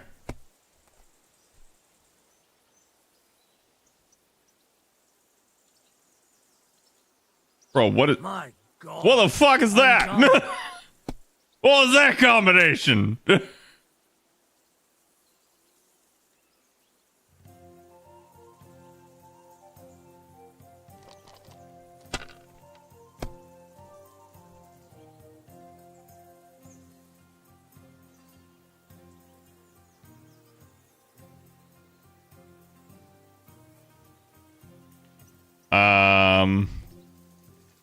Score and pass.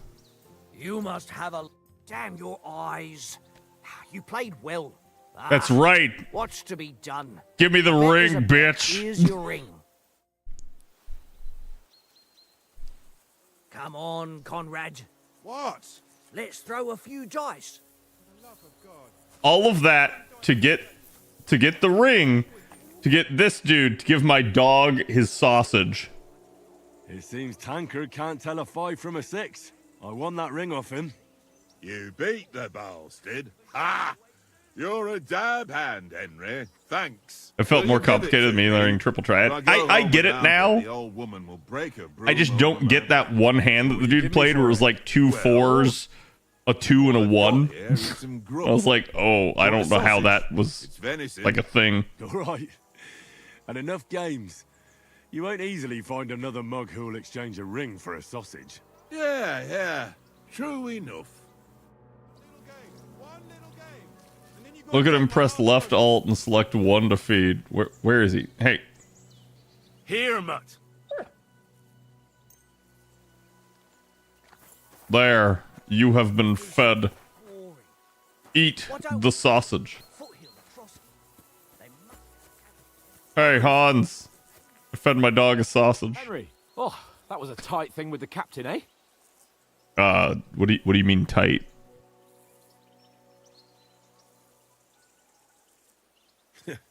I got the feeling you'd lost your tongue. Just for a moment. But true enough. That bastard surprised me a bit. Well, that's what I'm here for. To deal with that kind of stuff. And I must say, that was pretty good for your first action as leader of my bodyguard. Let's see if you keep it up. But we managed the situation all right in the end. He even apologized to us. If Hanush had seen it, maybe he'd finally stop treating me like a child, eh? Well, I don't know. When I look at you... He's kind of a man-whore, chat. Let's not get ahead of ourselves. Kiss my arse. And by the way, since you're here, how about stretching our limbs a bit? After that long journey. With a bit of swordplay. You're in the mood for that after riding something? Crossing swords? So then, eh? All right then. Just a bit of swordplay for the hell of it? Or should we have a wager? Let's save the wagers for later. Chad, I feel like this is all a bunch of innuendos. Keep the biting remarks to yourself. See? Now he's mentioning biting. Grab your helmet. Here's a practice sword. Saying no biting. Have that ready too. Press I to open up your inventory and equip yourself. Oh god, player manager, you can find all sorts of things about Henry in the surviving world. It's divided into 6 sections, which you can move to the right and the left to see the section of the player menu in the upper signpost. Okay, sure. If you want to go directly from the player menu, there's an O. M opens the map, J opens the journal, I opens the inventory, P opens player info, and N opens the codex of power. Equipped items, amount, strength, quality, weight, and price. Name, categories. Henry has this item equipped in one or more of his outfits. Oh, so we could have like different outfits. Okay, cool. Items, dirtiness or bloodiness. Items, quality. Poison is applied to the item. Item is stolen. Fuck. I can't just steal everything, chat. Current money, current encumbrance capacity. I freaking hate encumbrance in some of these games. Hat, helmet, neck guard, hood, gambeson, gloves panel, pants, boots, torch, pouch, spurs, leg armor, arm armor, shirts, coat, belt, dagger, ring and necklace, current outfit. If you have selected an item that affects Henry's stats, you can see it here. Okay. Oh, bags. Interesting. When you putting on armor. Putting on armor has a few important rules that must be followed. Properly assembled armor will protect you the best. Head protection under helmet. You must always wear additional head protection under your helmet, such as a coif or hood. The helmet itself will protect you from being cut, while the protection underneath absorbs heavy impacts.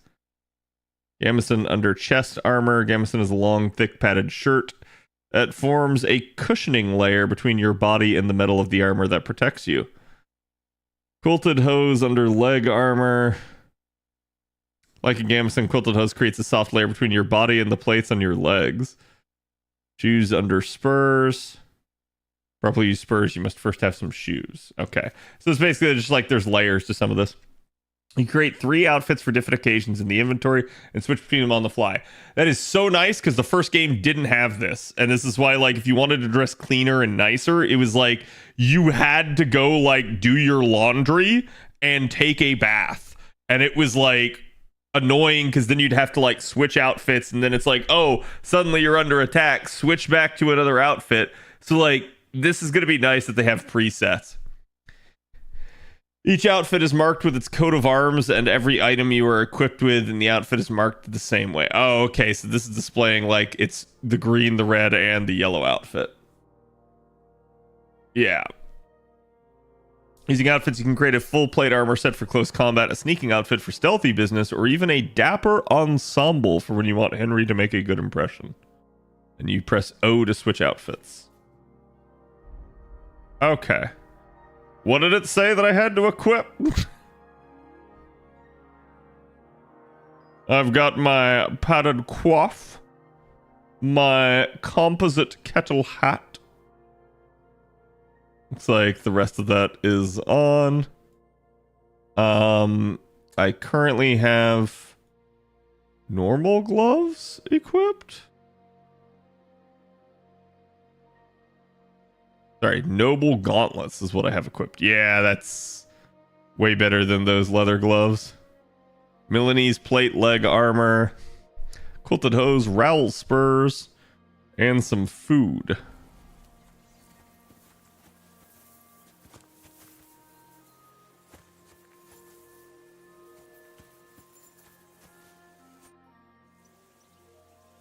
Shall we start sword fighting? Do you think we're going to fight with our cocks? Put on your helmet and armor, grab a practice sword, and come along. So it was an innuendo. Oh, I didn't have it equipped. Okay.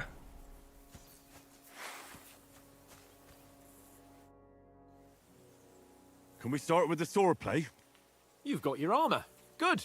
I won't hold back. Ready?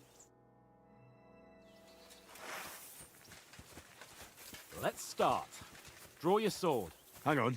This time, let's get warmed up. I'll attack you a few times. You defend. Go ahead. Impress me. Is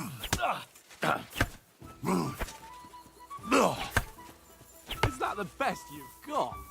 I didn't even work up a sweat. No, you will soon enough. A foe in plate armor has to be worn down. Let's see it then. Attack properly now. A longer sequence.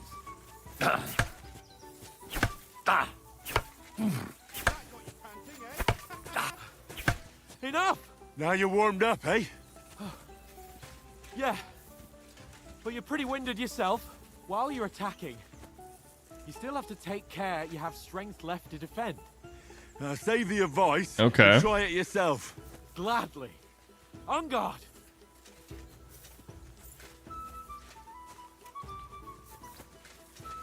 Leave me some room. Where you're not even. Nice. Good. That's the way.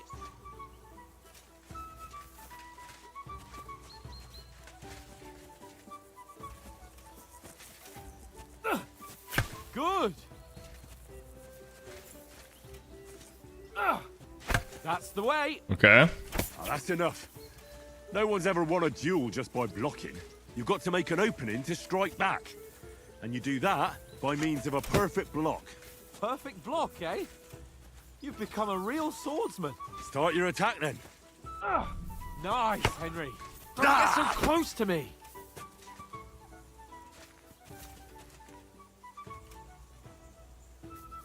You're doing great, Henry.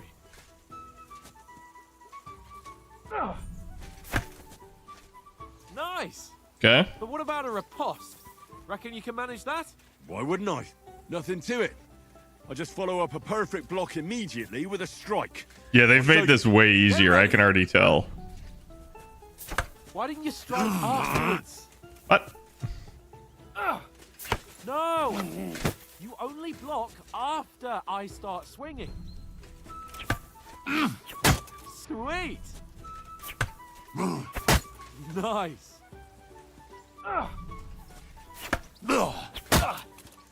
Well, you're not as good as Captain Bernard, but that wasn't bad. Be sure to remember, if someone gives you a riposte, you can still fend it off with a perfect block. And it's best to follow up right away with your own riposte. Yeah, right. But what So if you I can want to riposte attack chain. in such a way that you can't make a perfect block? Then it's best to attack at a spot where your opponent isn't covered, where he's not holding his weapon.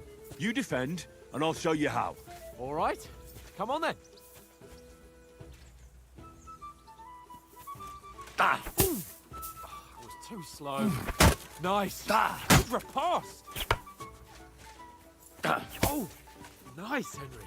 All right, all right. I get it. For Christ's sake. I literally was just hitting his unprotected side. I didn't have to do anything. Let's have one training duel to finish up, eh? Indeed. And let's have a wager to spice things up. How about 100 groschen? Oh, shit.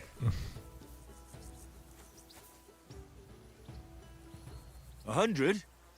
How about 200? Are you feeling confident or not? Fine, 200. On guard.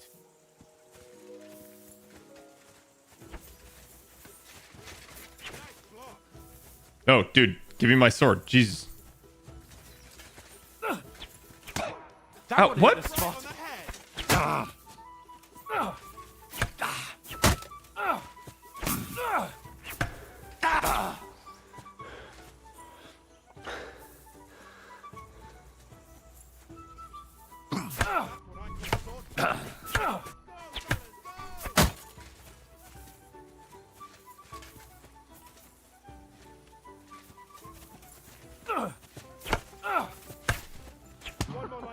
Put up a fight at least.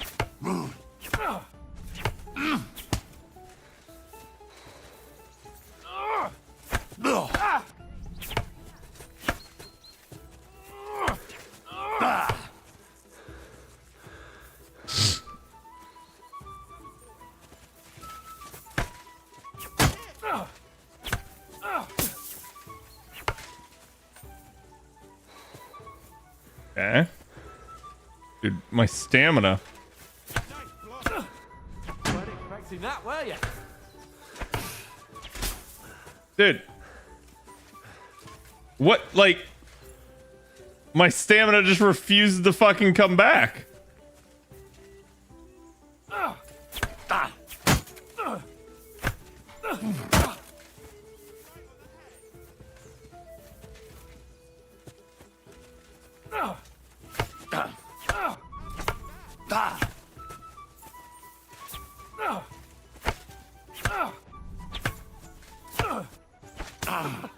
Put up a fight at least. Dude!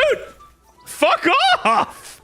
He can, like, infinite combo you, and I just run out of stamina.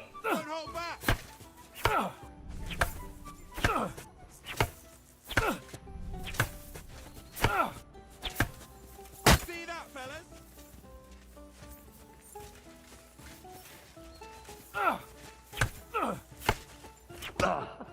Put up a fight at least. I can't tell how many, like, hits I have.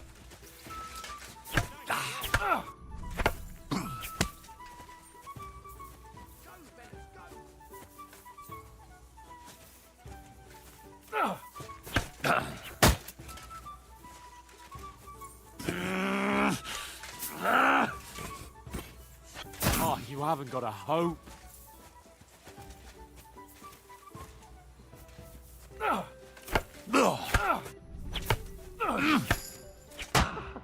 Put up a fight at least.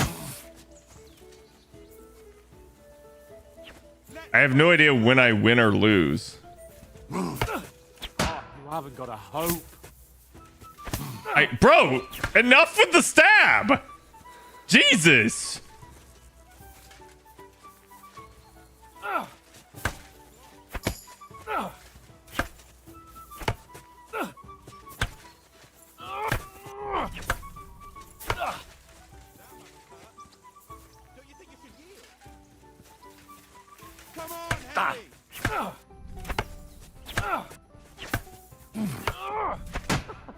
Put up a fight at least. I can't, like, ever combo him.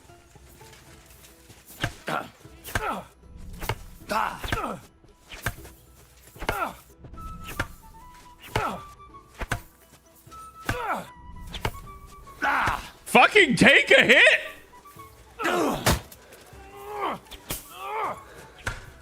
And you're supposed to be my bodyguard. Bro, like, I just don't understand. It's clear. It felt like it was way fucking easier at first, and now it feels like it's just impossible. Let me, dude, I'm not even sure I want to reload this. I guess I'll just lose. Now it's time to eat. Oh, that swordplay has given me quite an appetite. Let's get some grub. Because, like, I have no idea when that quick save is. But that's, like, I don't know. Like, I don't know how I'm supposed to deal with some of that. Because, like, one, I couldn't tell how much, like, until I won or lost. And two, he just comboed me. So who won, gentlemen? Assassin, thank you for the follow. Henry learned a lesson or two, and I won our bet. At least I'll have someone to buy me drinks in the tavern. It was almost like that time in Rattay. But I won a Rattay. True. Only I won that time. Your bow, which came in very handy afterwards. You were unbelievably lucky, beating me after just one day of training. True, I wasn't in my best form that day. We had a drink or two beforehand. Oats?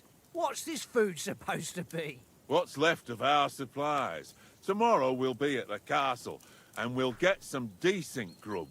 If you told us earlier, I could have shot a hare.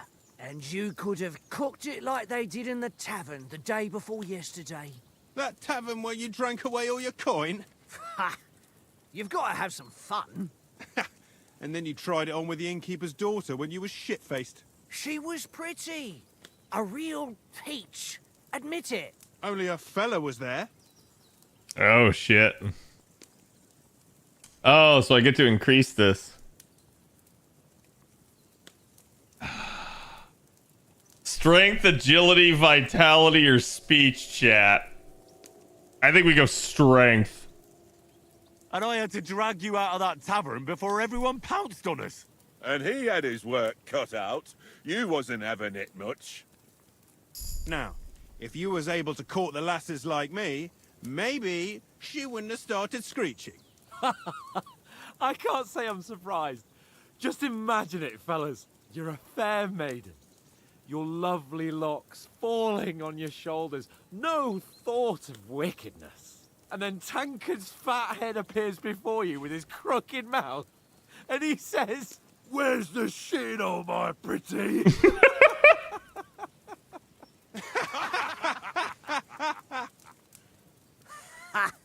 I've got nothing to regret. I feel like that was a forced laughter from them. Turns around wenches. Ain't that right, Henry? Hmm? You never gave us the goods on that lass of yours. What was her name now? Teresa. She lived with that crook Peshek at the mill. And she saved my life. A brave girl. Aye. She's a fine lass. And? Is she any good? Like, is she any good? Get me?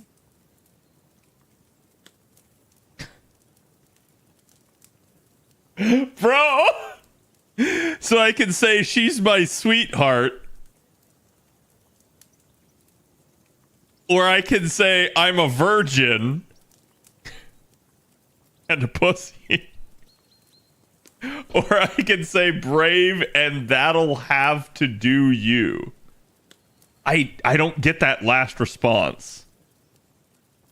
I guess we'll just go with that. Brave. She saved my life when I went back to Scallis after it was raised to bury my parents.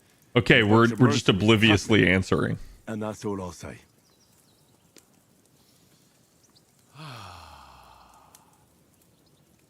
You know, this travelling isn't too bad. Apart from the I mosquitoes. don't like that they didn't make eye contact. Apart from them. Where were you yesterday evening, Henry? You were late for supper. That's not what I call watching over our Lord. Hey, don't make trouble. Okay, so Houndmaster, stealth. I was with you the whole time. You didn't realize it was me, Barry. I was looking for some shelter survival, or I needed a bit of peace and quiet scholarship. Oh, fuck. They were judging you, yeah. Can you lower the camera so I can see the other option? No, why would you need to see this option? Yeah, hold on, give me a second.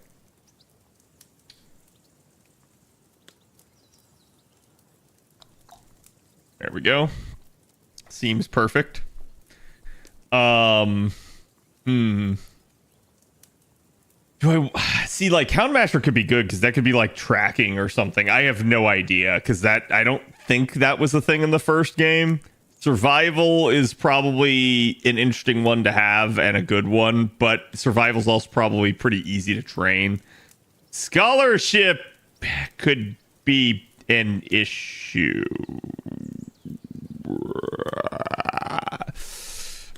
Stealth may also just be really, really nice.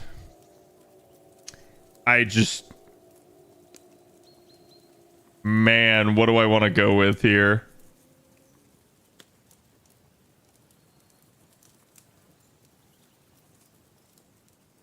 Yeah, I feel like the stealth is the meme answer. In the camp with you lot. It was Conrad's turn to gather wood, and I wasn't hungry yet. So I stretched out for a bit by the horses. Oh, yeah? Where? You didn't see him? I was going for wood. It was getting dark. I reckon he just overlooked me.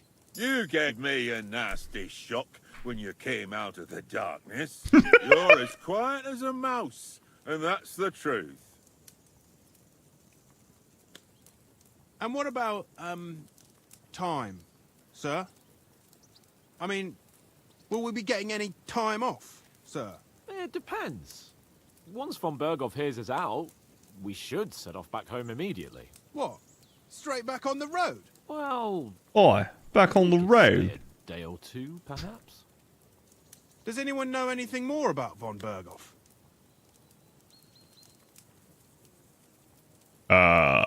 Only what Sir Hans told us, that von Berghoff is a big cheese in the royal court.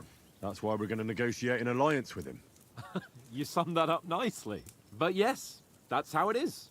He's the Royal Chamberlain. You fellas will never meet a more important noble than him.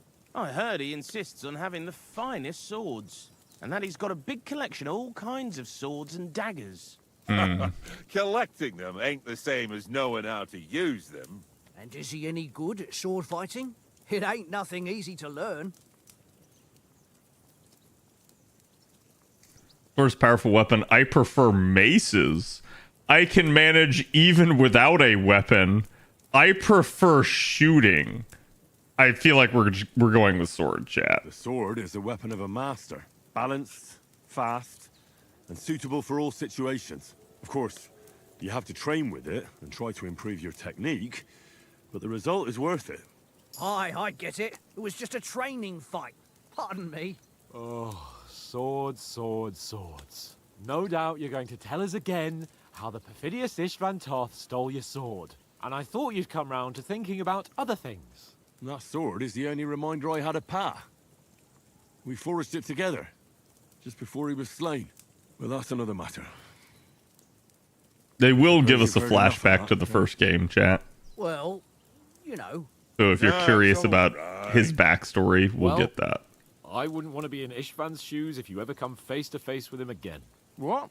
So Radzig ain't dead, though? Enough, enough.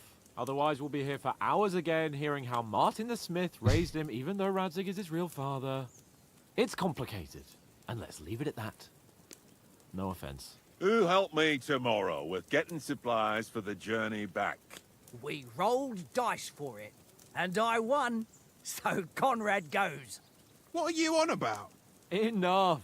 Oath, you're no fun at all. There'll be a feast at the castle tomorrow, so forget about supplies. Anyone for another helping? There's plenty left.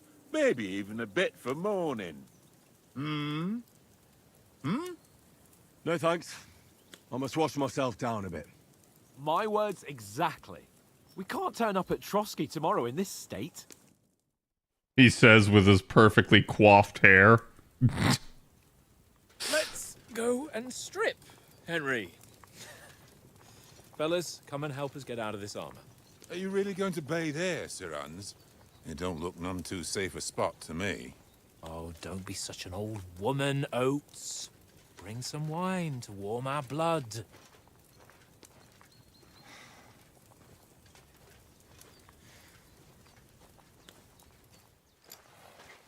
Yeah, we're not on a trip to the baths here, Sir Hans.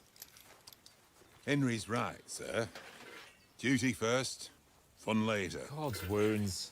I haven't been away from Rattay in ages. So, here, I intend to live a little.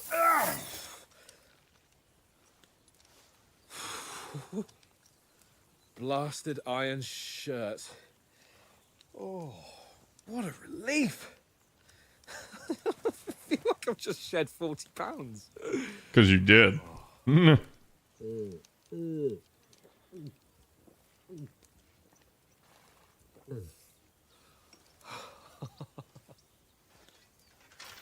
Ah, Christ. Will I ever live to see his young lordship finally grow up? He's got a good heart, but he doesn't have the sense that he was born with. Well, responsibility will catch up with him soon enough, though. There's more chance of me becoming a monk.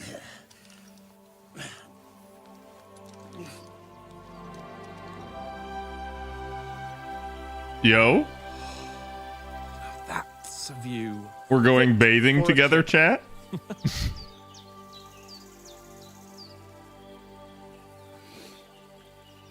You and the boys going skinny dipping. Our stench. Let's hope this water isn't too cold. You wouldn't want your. They drop F-bombs in medieval times a bit. I believe the F-bomb was around back then. Come on.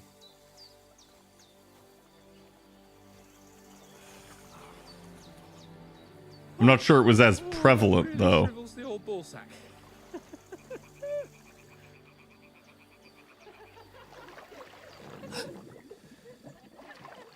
What's the matter? Ladies? Females. Yeah. Let's go to them. Sir Hans. Oh, shut up and let's go. But quietly. We don't want them to spot us. Hans. And he's off. I told you he was a man whore, chat.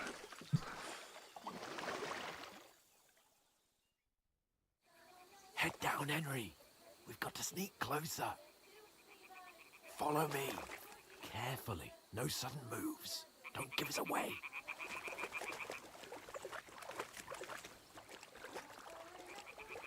Hear that singing? They must be close.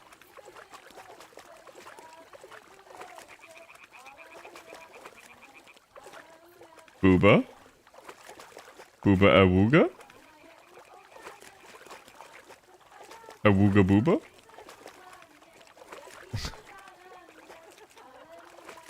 Hear that? Do you think they might be bathing? Come on, let's get closer.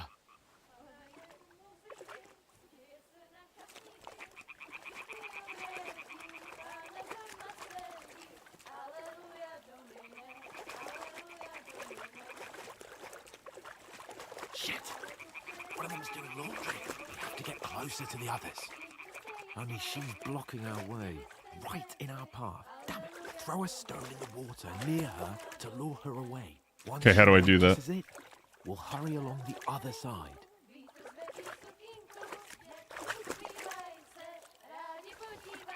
Hmm? What is this racket here? It worked. Let's go. All right. What was that?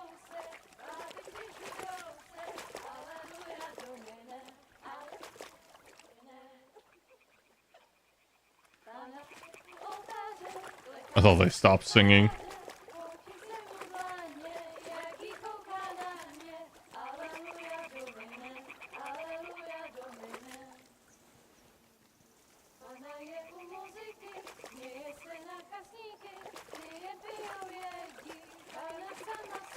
We'll go even closer, but careful.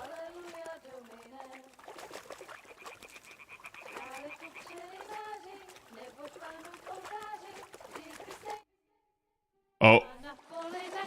I don't think they're naked.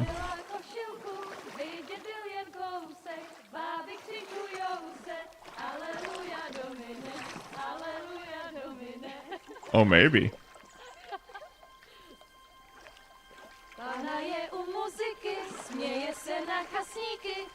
Booba.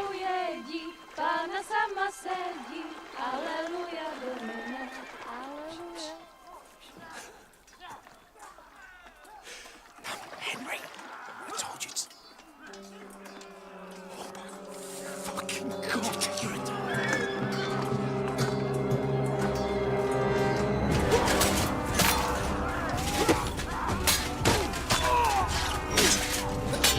Oh shit, we should have listened to Oates. Bro, he's dead. You don't have to keep doing that. Stay down, for fuck's sake.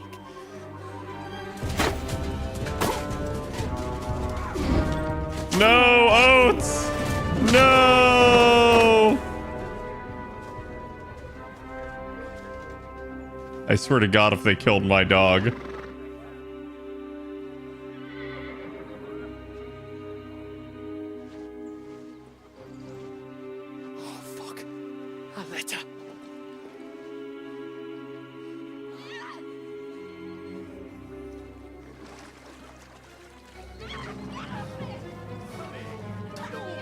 Don't be a fool, Henry. We don't stand a chance. We'll wait till they're gone, and then head back to camp. Maybe some of our men got away. Damn, bro just slugged her. Hey! What the fuck are you doing? Hey! Hands off her, you brute! What the hell's going on here? Let her go, you pigs! That bastard's with them! Fucking hell! You couldn't just leave it be, could you? Come on! Run! Catch them! Uh-oh. Enough, I said! What the fuck? She's mine!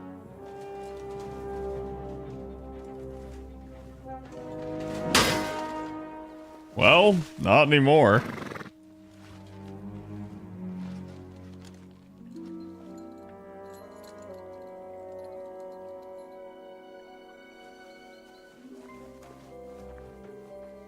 What are you gaping at? Shoot! Well, don't just stand there, you idiots! After them! Along the bank! Christ! When did you learn to swim?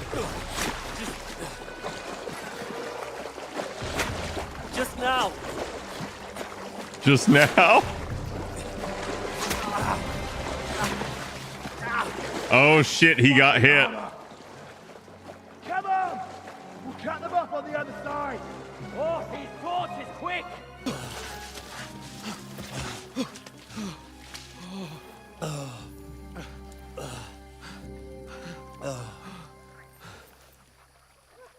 Oh, Mott. Oh good, the dog's alive. What the fuck was that, Henry? You rescuing a damsel in distress? I'm done with running. Oh, really?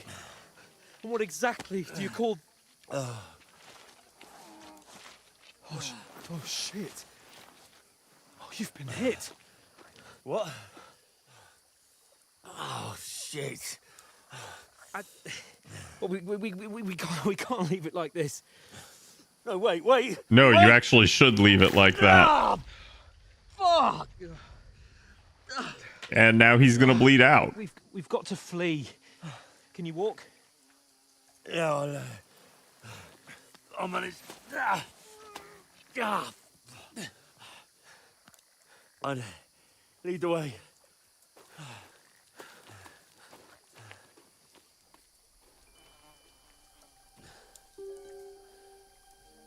Yeah, especially because like a lot of arrows are designed where they do more damage when you pull them out. You pull yourself together. We've got to vanish.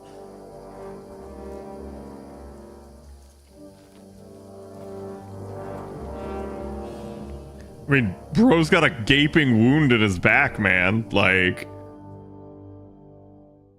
barbed ends and all that. Yep.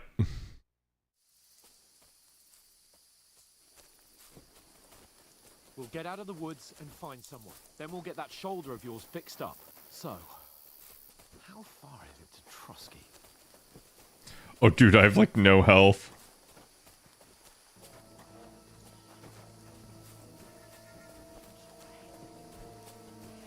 Stick behind me. There's someone in front of us. Down. They mustn't get away. Got that? And then kill them. No fucking around. What? You, watch the middle of the gorge. And keep your eyes peeled, right? Around. You two, go up there. Use your head. Get a move on. Stick behind me. You watch this side of the rocks. So they're specifically after us. The side of the pond. I don't know if this is like the guys from before or if this is like bandits.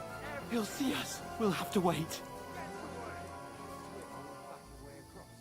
Shut up, or the chief will hear you. Now, stumbling about in the pitch black, when all your torch does is blind you. Catch you some naked men before you. Maybe, but I still can't see a bloody thing. We'll find. Set up by the guys from earlier, probably. Up ahead, quietly. Head. Be careful. There's more of them up top. Fuck. Well, they're not looking down here. Come on. They're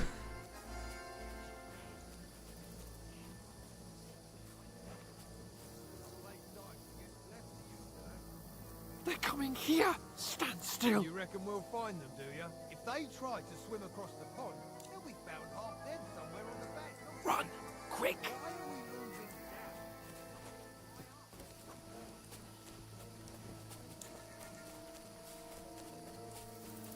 This is really funny because the game hasn't told me how to run, but I instinctively press shift. Quick, into the rocks.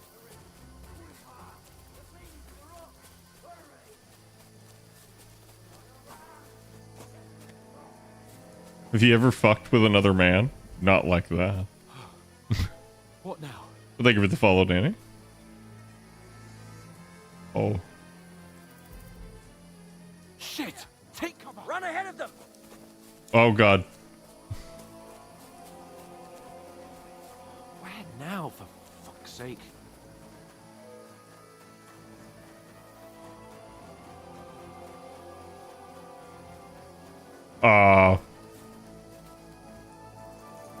Here.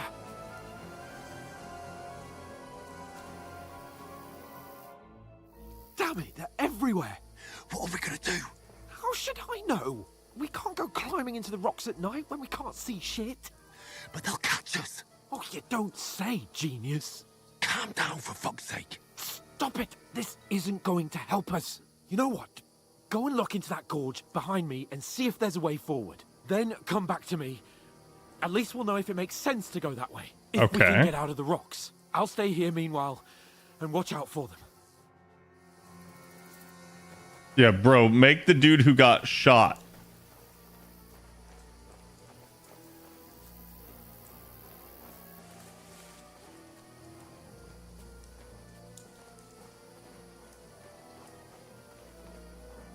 There's a path, but through fissures. Oh, there's no other way to go anyway. Hans won't be too happy when I tell him. Where are they? I don't know. They must have come this way. Damn it. If only...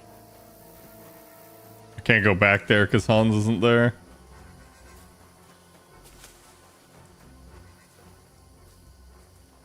Like, Hans must have run. Now we're separated.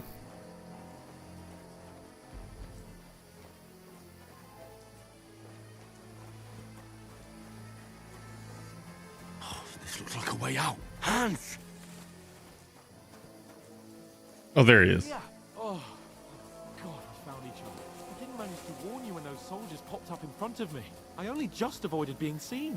And I only found my way out of those bloody rocks a while ago. Bro, this doesn't look good. No, this doesn't look good. Ah! Oh, I got a sword. That's right, naked man with a sword.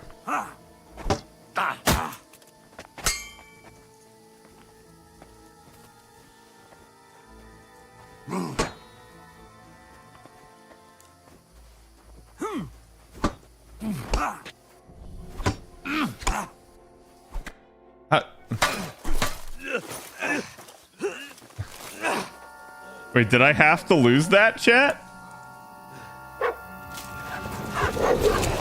Yo!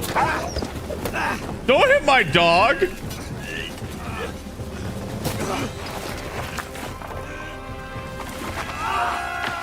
Oh.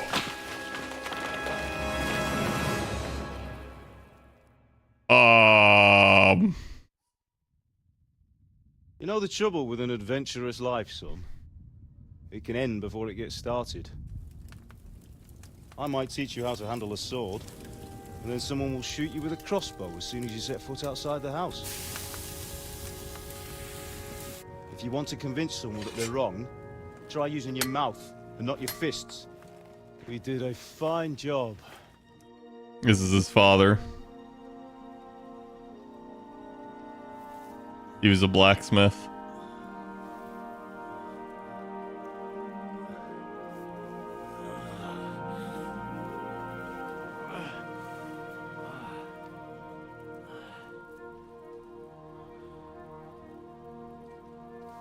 Being a blacksmith might bring no glory, but it has its benefits. Like keeping your head on your shoulders. We lived? Ah, come now. I was the one who raised you, but you know how things really are.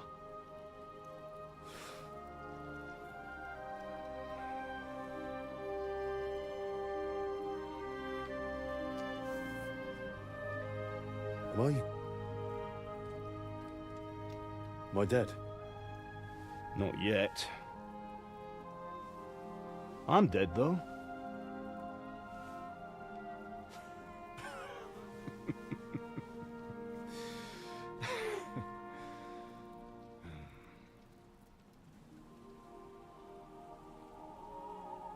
Well, if I'm not, then how come... You chose a different path than I wanted for you. And maybe that's how it was meant to be. But once you've chosen the path of adventure, you have to fight. You have to fight till the bitter end. Oh, this is like playing all the strength slow. you can muster. You still have a long way to go till your work is done, Henry. So pull yourself together and wake up. It's not over yet. For the love of God, wake This is up. like playing. It's Pull desynced. yourself together, Henry. Oh, thank Christ. Oh, I thought you were done for.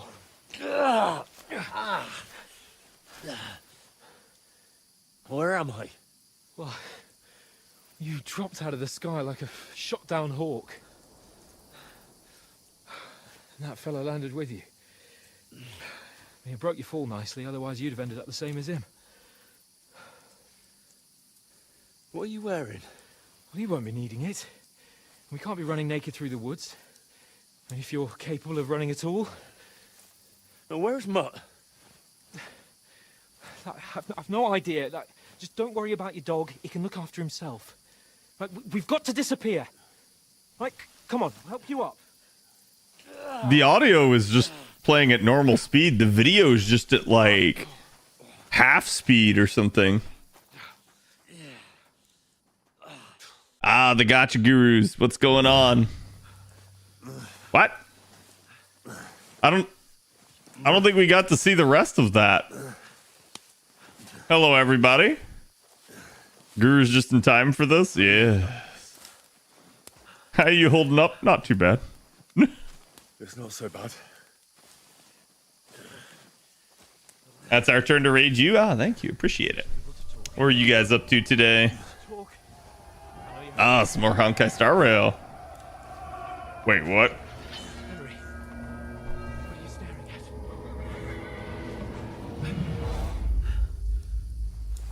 Horseman. Faster. Doing what I can, pal. Jesus. Oh, I think I'm... Chad, I think we're dying. Let's go.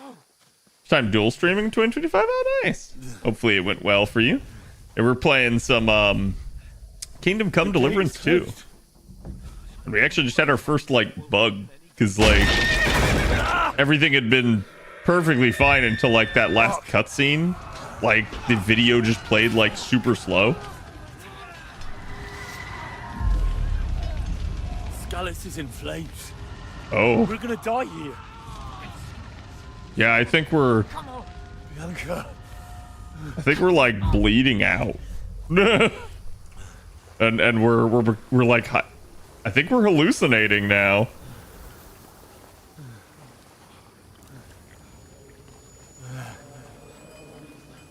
That 4080 super telling you to upgrade, I guess. Take the sword, go into the house, and grab anything else important from the trunk. Go to the castle. Hurry. What about you? You, My mother is in the village. I'll fetch her and we'll follow right behind. I'll go with you. No. You do what I say right now. Give the sword to Sir Roger. Christ's sake. If anything happens, he'll take Come care of you. on. Use me. Oh, you can hardly stand, damn it. But we'll make it together. You'll see. Is that a house on the left? Yeah, I think so.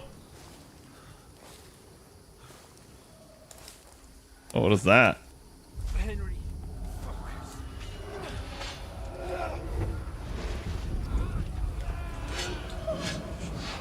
Can't run away. Henry, pull yourself I'll together. kill them. Please. And there went his father. There's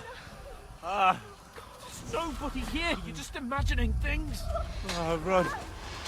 No. Don't give in to it. Kimba, thank you for the gift to Anubis. Jack, we get some love. Bugs. Make it together. You'll see. You're a warrior. You can do this. I think it's the antagonist from the first game.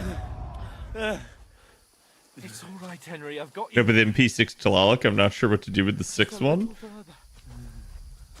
Nothing you really can do. You could basically burn it for a rare prism at that point. Henry. Unless you just really like her and want to hold on to it. The linden tree. Just like Father always wanted. Oh no. No, we can't stop. But I let them all down. Bro. That sucks, but okay. Yeah, there's really nothing you can do once you have an P5 of a unit. Look! I see it. We've got to go. I see the light.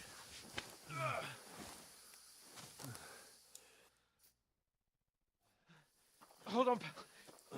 Hold on. Oh. We.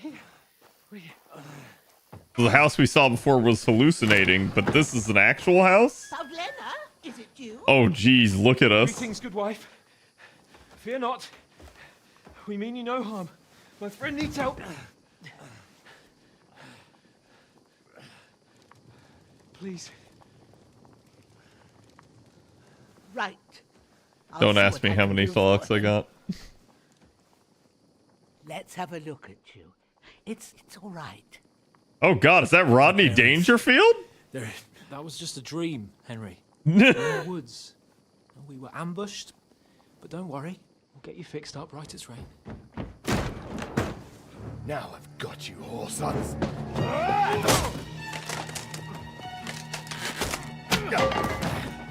Think again, scum!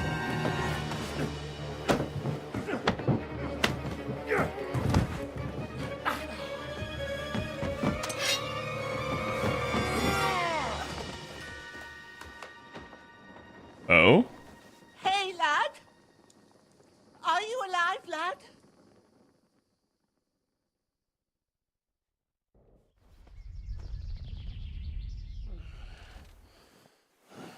That's his father and mother. Oh, shit. Oh, God.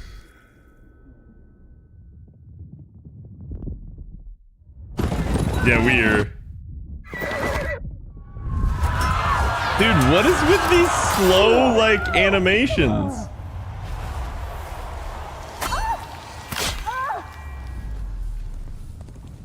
What is going on?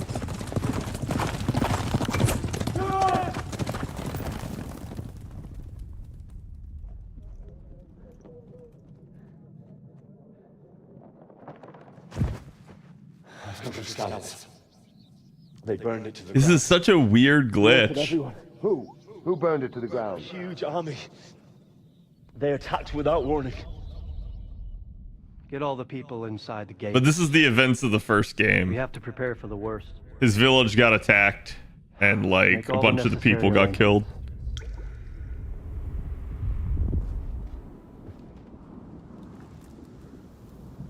I am Sir Marquardt von Aulitz. I come in the name of Sigismund of Luxembourg, King of Hungary and Croatia.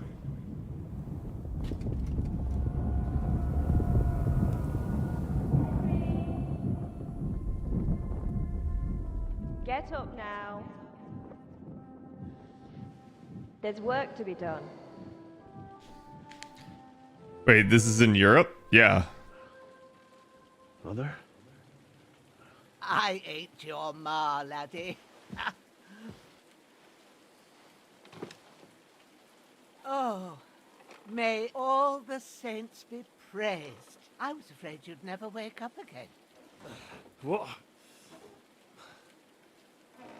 Where am I? Where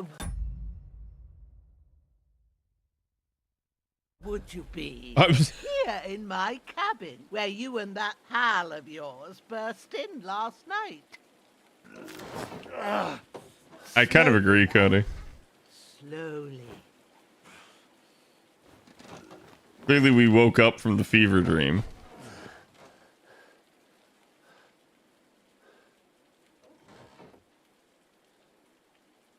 It feels like it's getting slower.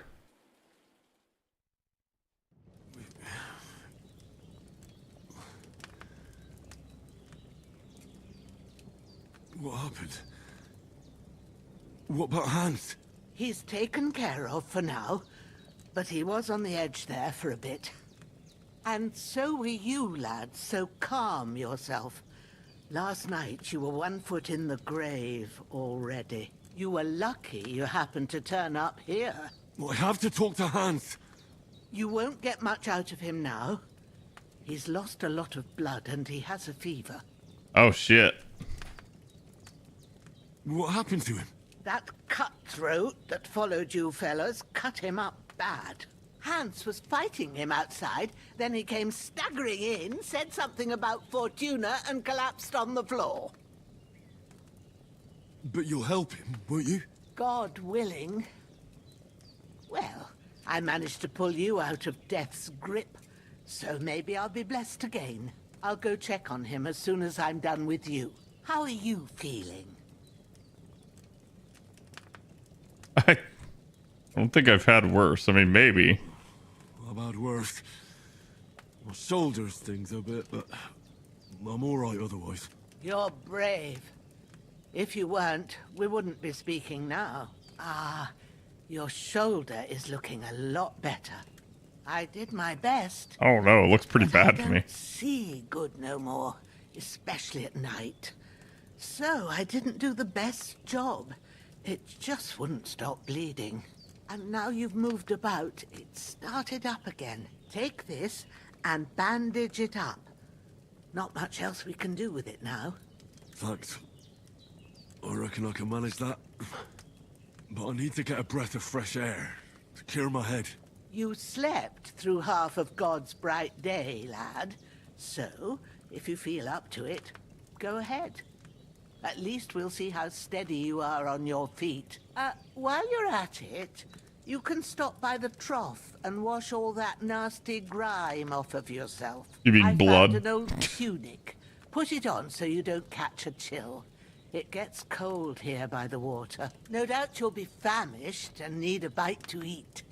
There's some hot soup in the pot on the fire. Yo, If that ain't she made a enough, soup? I put some bread and cheese on the table outside. Let's for you. go. And you'll find some of our home-brewed liquor there, too. What? In case you need... Bro, she's treating us like a king. Don't overdo it, though. I won't. Thanks a lot. May God reward you 1,000-fold. What's your name, by the way? Bushena's my name. Bushina? I know. Hans told me. I'll go and check on him. When you're done with everything, come and see me and we'll figure out what to do next. Miraculously, you survived the terrible fall, but you lost several main level skill and perk points now. Oh, is this how they're resetting us back to level 1? You have no choice but to recover and regain them gradually later in the game. God damn it. You're bleeding. Okay, so...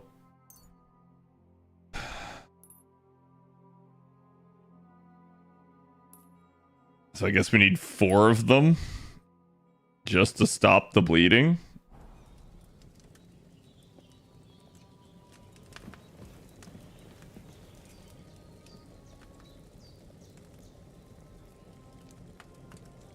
Oh, I don't need a potion of soup.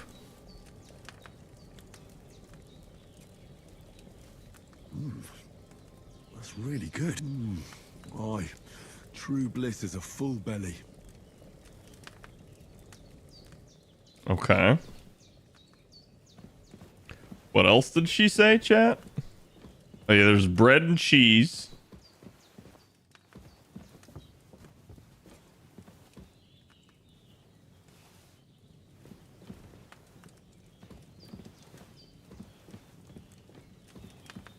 Lockpick medium.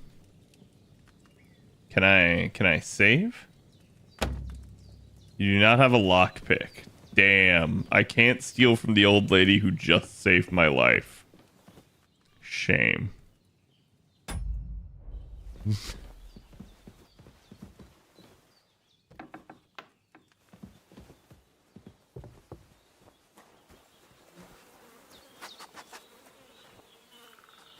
This This'll be the weapon used by the bastard who cut up Sir Hans.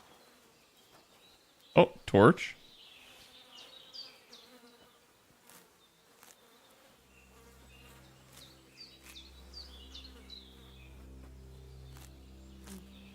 Wait, does it have to play this every time? Because that's kind of annoying. Because I'm gonna take it all. You never know. This might be useful.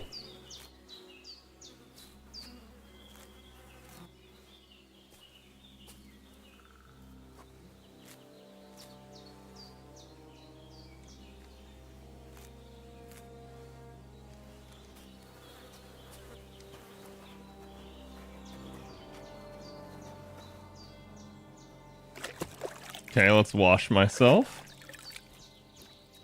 I feel like a new man. Oh, there we go. We're actually clean. We can equip the tunic. We have a hunting sword. A torch. And a marksman's kit. I'm not really sure what the marksman's kit does, but I guess. Oh, loot?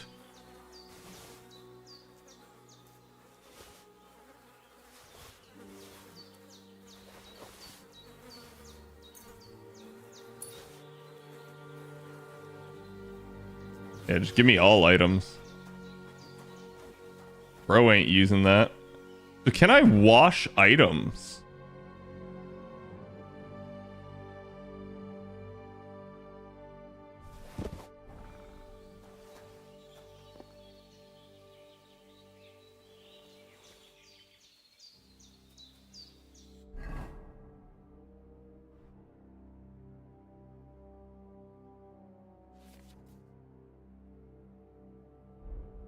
Oh. Maybe if I put them on and then wash myself?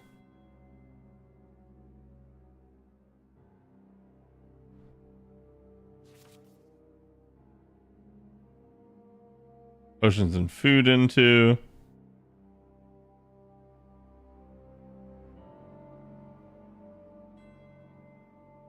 E to activate slot selection, WSD to move between slots, E to equip the item from the slot. Oh, okay, so it's like a quick thing.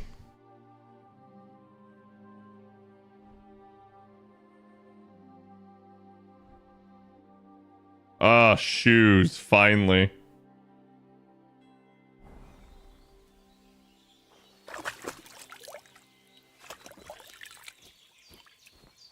Oh, looks like it did.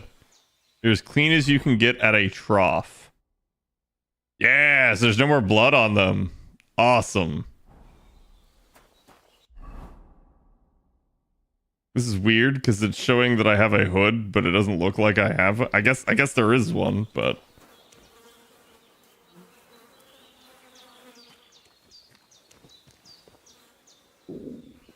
okay, there's shit.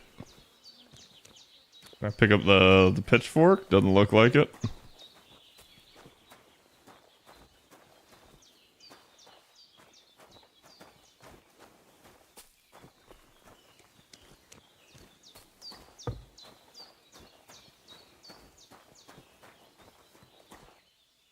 Yo, we got some schnapps, some bread, some appels, and some cheese. Well, seems Bujana isn't some quack. She's got a damn good setup here. You said seems like she's not some quack, but pretty sure back then I would have just looked at that and been like, witch, heretic. I did what you asked. And you didn't faint while doing it. I'm pleased, Henry. I had to pour a whole Lethean potion into you last night. That's what I call medicine. It can either put a dead man back on his feet or make sure he never gets up again. So consider yourself lucky. I will. But what about Capon? Well, he's less lucky. That brute really knocked him about before Hans beat the life out of him. Is there any way I can help? I owe it to Capon, and I want to do whatever I can. You owe him all right. I've got a bit of that Lethean potion left. It ought to work wonders on him, same as on you. But I can't just give it to him now. First, we have to deal with that fever. The best and fastest remedy for that is chamomile decoction. Luckily, it ain't too hard to brew, but we'll need some fresh sage for it. And, of course, chamomile. You ought to be Well, I able have to manage chamomile. that. You've got young legs and eyes, and I reckon a bit of a stroll would do you good. I know about herbs. How do I recognize the herbs? Easy as pie. I can do that. Ma used to put sage in sauces and served it with meat. I'll check the kitchen. Christ wounds! Try thinking with your head and not your stomach. We need freshly picked sage, not some dried herb, so listen up. Oh no. Sage has a purple blossom and chamomile has white petals with a yellow center. At the back of the hut, I tried to riz her and I leading up lost. to the rocks. You go along there till you reach a sort of small meadow. You ought to find both of them there. Great. I'll be back in a jiffy with a couple of handfuls. All right. I'll be glad if you get back here soon. I don't feel right being here with that corpse in my yard. Seeing him lying there gives me chills. I can't think straight. I understand. It makes me anxious too. Maybe I could manage to bury him somewhere. Or at least hide him somewhere further off in the woods. The Lord be praised. I'd be truly glad of that. Do you feel up to it, laddie? You ain't in the best of shape, and digging a grave's a tough job, even for a healthy fella. Not to worry. I'll see what I can manage. It's on account of us that he's here anyway. I wouldn't want you to have any more trouble. And a bit of effort, even if it's a dirty job, is the least I owe you. Well, if you think you can manage it, good, but don't overstrain yourself. And thanks. Where should I put him? Reputation grab the gained. spade by the dung pile and bury him by the creek. The soil will be softer there, so it should be easier. When you head out the gate, follow your nose. Find a good spot somewhere in the reeds and nettles. And when you're done with that, better have a wash, so's you don't have the stench of death on you. True. I'll bear that in mind. I'll sort out the rest with Ignatius, the gravedigger, when he comes by again, so's I don't have that wretch lying here till Judgment Day. All right. I'll get to it. Pick up the corpse. Hey, chat. Oh, it'll actually let me... Oh.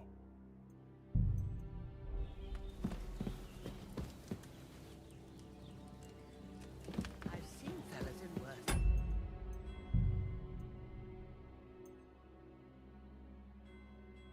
Well, either way.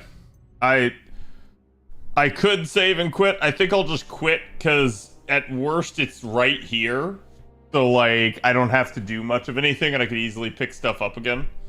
But we'll end it here for tonight. Let me see if somebody is on. Tomorrow we'll do the whatchamacallit. We'll do the LB7 discussion. And probably rolls for Jar Jar.